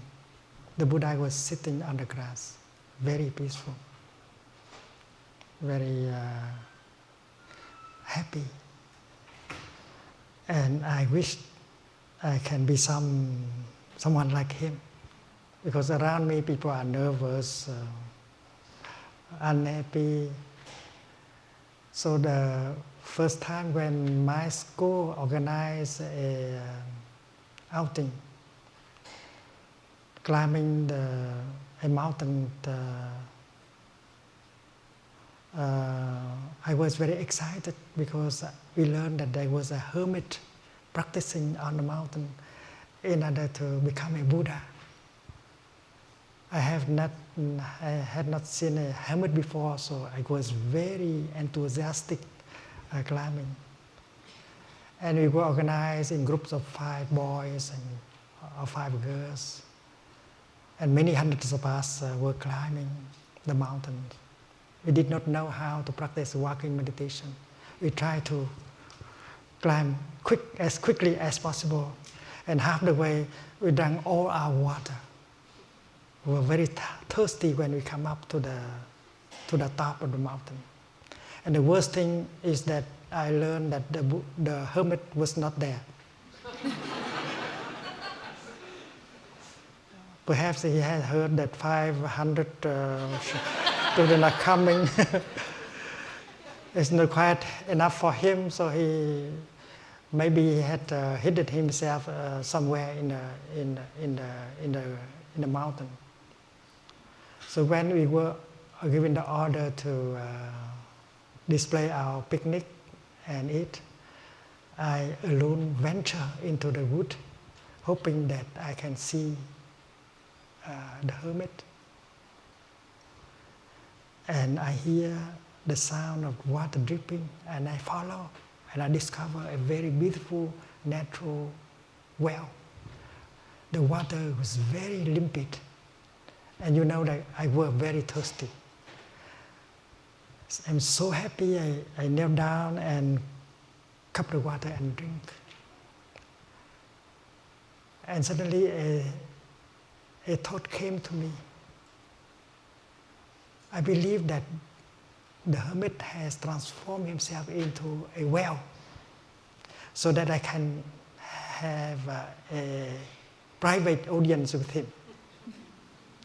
And when you are small and when you have read many fairy tales, you believe things like that. And after I have drunk the water, I feel so peaceful, so happy, so fulfilled, that the need that I didn't feel any desire at all. Even the desire to meet the hermit as a person. And as I was very tired, I lie down and I fell into a very deep sleep.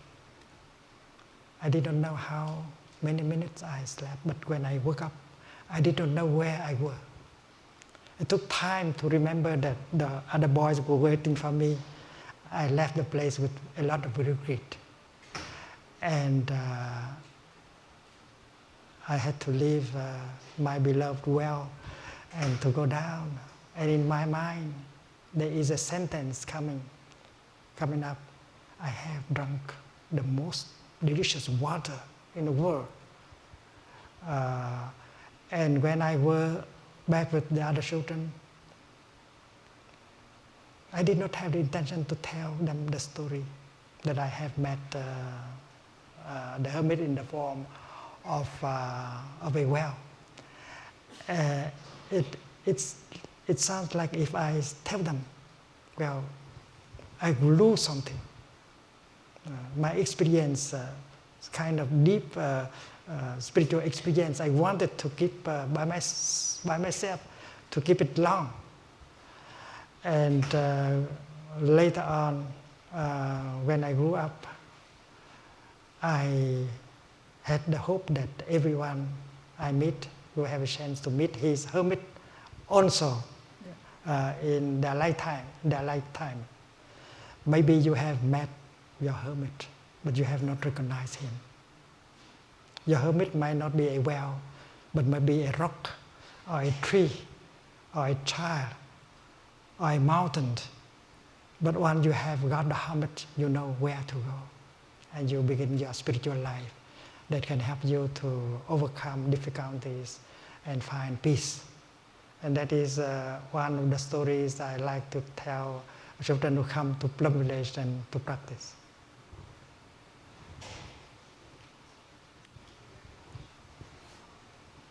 Thank you very much.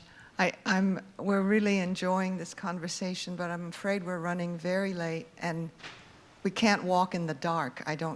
As enlightened as we are, I don't think we can walk in the dark. So thank you very much. I believe right now we will compress, Thay, a few things. Some monastics want to talk to us about one of your initiatives, and the Wake Up initiative. And I invite you to do that. And then we hear you have some gifts for us. We have some gifts for you. And then maybe a 5-minute break. Please gather back here for instructions from Thay on the walking meditation. All right, 5 minutes. So, and meanwhile, we will hear about the Wake Up initiative. Thank you.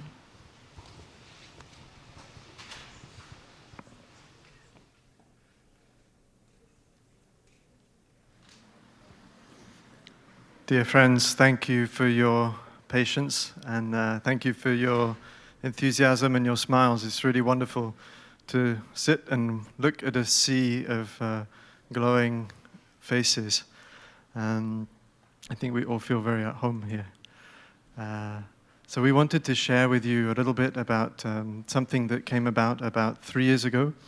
Our teacher asked us to find ways to share the practice with young people, knowing that the younger you are, the more receptive you are, the more flexible your mind is, the more quickly you can adapt and learn good, positive habits. So we didn't do anything. And then a few weeks later, our teacher reminded us you should really find a way to share the practice with young people. And we still didn't do anything. So then eventually our teacher, I think he just saw that we weren't going to come up with anything. So one day during the summer retreat, there were maybe 1,000 people in Plum Village. I went back to my bedroom in the monastic residence, and I found on my bed a piece of paper with a handwritten text and a little note on the corner saying, please add more concrete things, Thay. And so Thay, out of his compassion, had written for us the sort of mission statement, as it were, of this movement for young people. And he asked us to edit, and we came up with a name which is Wake Up. And Thay was happy with that and with the name. And so the next day, after the Dharma talk, he asked a few of us to come up. And he just put a microphone in our hand, and he said, tell them about the Wake Up movement. So we had to say something about, self-organizing movement, which didn't exist yet, but was basically, by talking about it, we made it exist. And then we thought our troubles were over, so we gave him the microphone back, and then he said, tell them about the website. What website? There was no website, but pretty soon there had to be a website. So you can visit that if you like. I don't know what happens if you put Wake Up into Google, but you probably won't find our website. But if you go to wkup.org, you will find a website with this practice, but shared in a way which is accessible, we hope, to young people.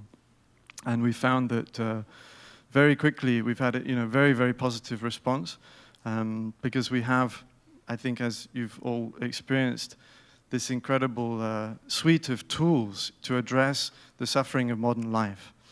And basically, yeah, this is just our aspiration to find ways to share it more widely with people. So maybe I'll pass on to my brother Stream, and he can share more with you.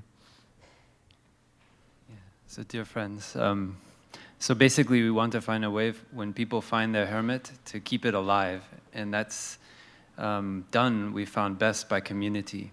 So we try to create spaces for young people to come to, and then have them run it themselves. So we hope something like this can happen at Google, that you can come together. We know that Meng and many others have created wonderful spaces already where mindfulness can come in to your lives here at Google. We're looking for ways to put it out there. One of the ways we're doing it is by going to college campuses. We've gone to the UK this spring, to Cambridge, Oxford, Leeds, a bunch of universities, and brought the practice right there into the spaces where the students are. And we do mindful eating, everything we're going to do today. And this fall, we're doing a tour in the US, in the Northeast. So we've been invited to Harvard, Dartmouth, Columbia, a bunch of places, Georgetown. We're also going into detention centers and prisons where young people, teenagers, people in their 20s for various reasons are in jail, but we want to bring this practice to them so they can have something that they can do to transform their being, their way of being. We look at Wake Up as a grassroots movement. Yeah, it's inspired by Thay, but it's inspired by the Buddha, but it's available for everyone. So the practice like total relaxation that we will learn later on today has been very popular with young people. We've had flash mob meditation sessions in London, and they're becoming like little wildfires growing everywhere, yeah, of peace and calm in a way that people can relate. Yeah, they can see that young people are doing something. It's not violent, it's not aggressive, but it's actually transforming themselves inside. So any way that you guys feel inspired to help here at Google, we're really open to hearing how what ways we can extend this. We know that some people here know how to build websites, maybe. For example, that's one way we can get into people's lives, that we can really come right into the rooms themselves and share this practice with them. So please help us. The website for Wake Up, like my brother said, is wkup.org. There's a US site for that will be tracking the tour that will happen from October 20th till November 10th. and that's us.wkup.org. So please check it out and write to us if you have any ideas. We're very open. We want to make this grow as big as possible. So thank you for your support.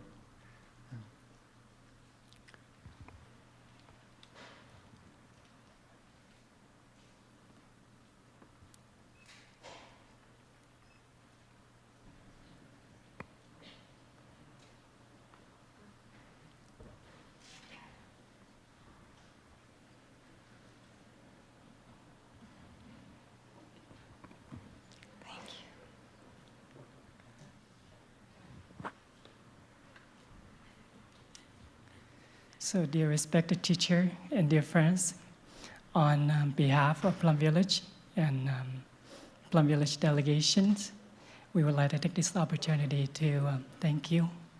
Thank you so much for having us here today. It's such a privilege to be here. So in gratitude, we have a very special gift that actually written by our teacher that we'd like to offer to Google. And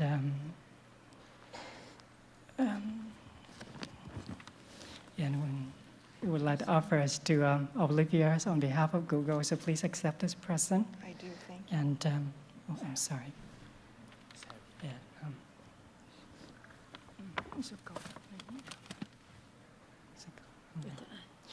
Yeah, and in addition to this, we also have a few books, and these are just the two brand new books of our teacher. The title is Peace is Every Breath. It's a meditation for busy people. So we thought it's probably suitable for you. So, so here it is. So, Thank you so much. would you like to open it to see what it is? Should I open it? Sure. Okay.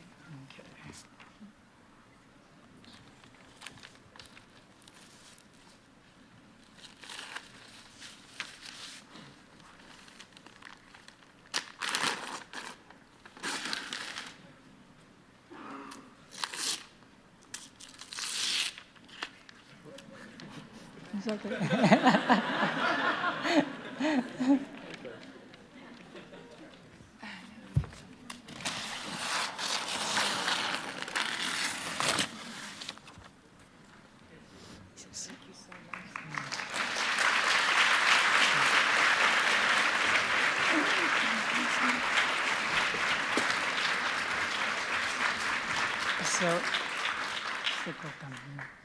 So in addition, we also have a few gifts for the organizers.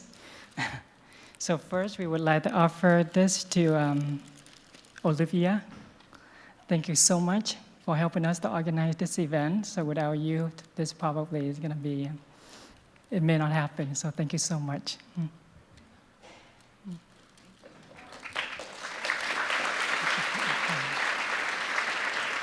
And we also would like to have a gift for Katrina. So thank you for helping to organize. And the last one that we have is for Mina. Okay, thank you, Mina. Thank you so much.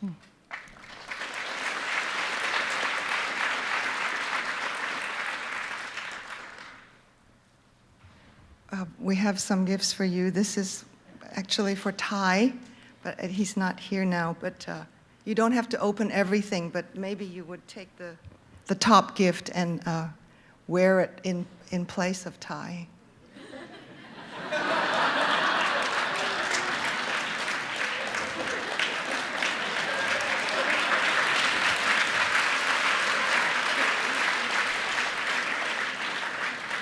So this is what a new hire at Googler wears.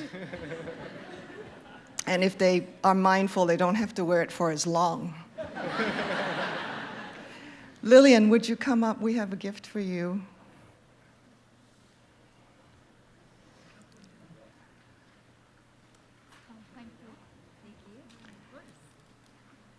And Brother Phap Nguyen, we have a gift for you. And then I have 70 pieces for each one of you. Maybe you would demonstrate and wear one. Thank you. Google Pen.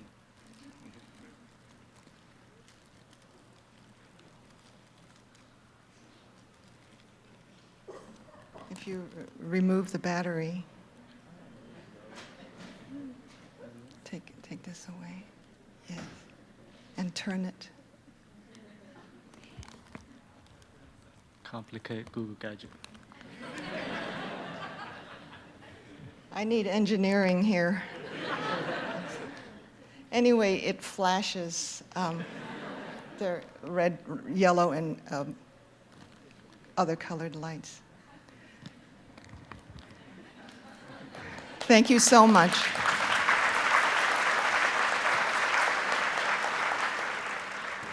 Thank you for coming. This is a wonderful connection for us. And now I think we'll give the instructions for the walking meditation. So maybe we'll come back in 5 minutes. And we'll... In 5 minutes. All right, you get 5 minutes. Thank you. Thank you.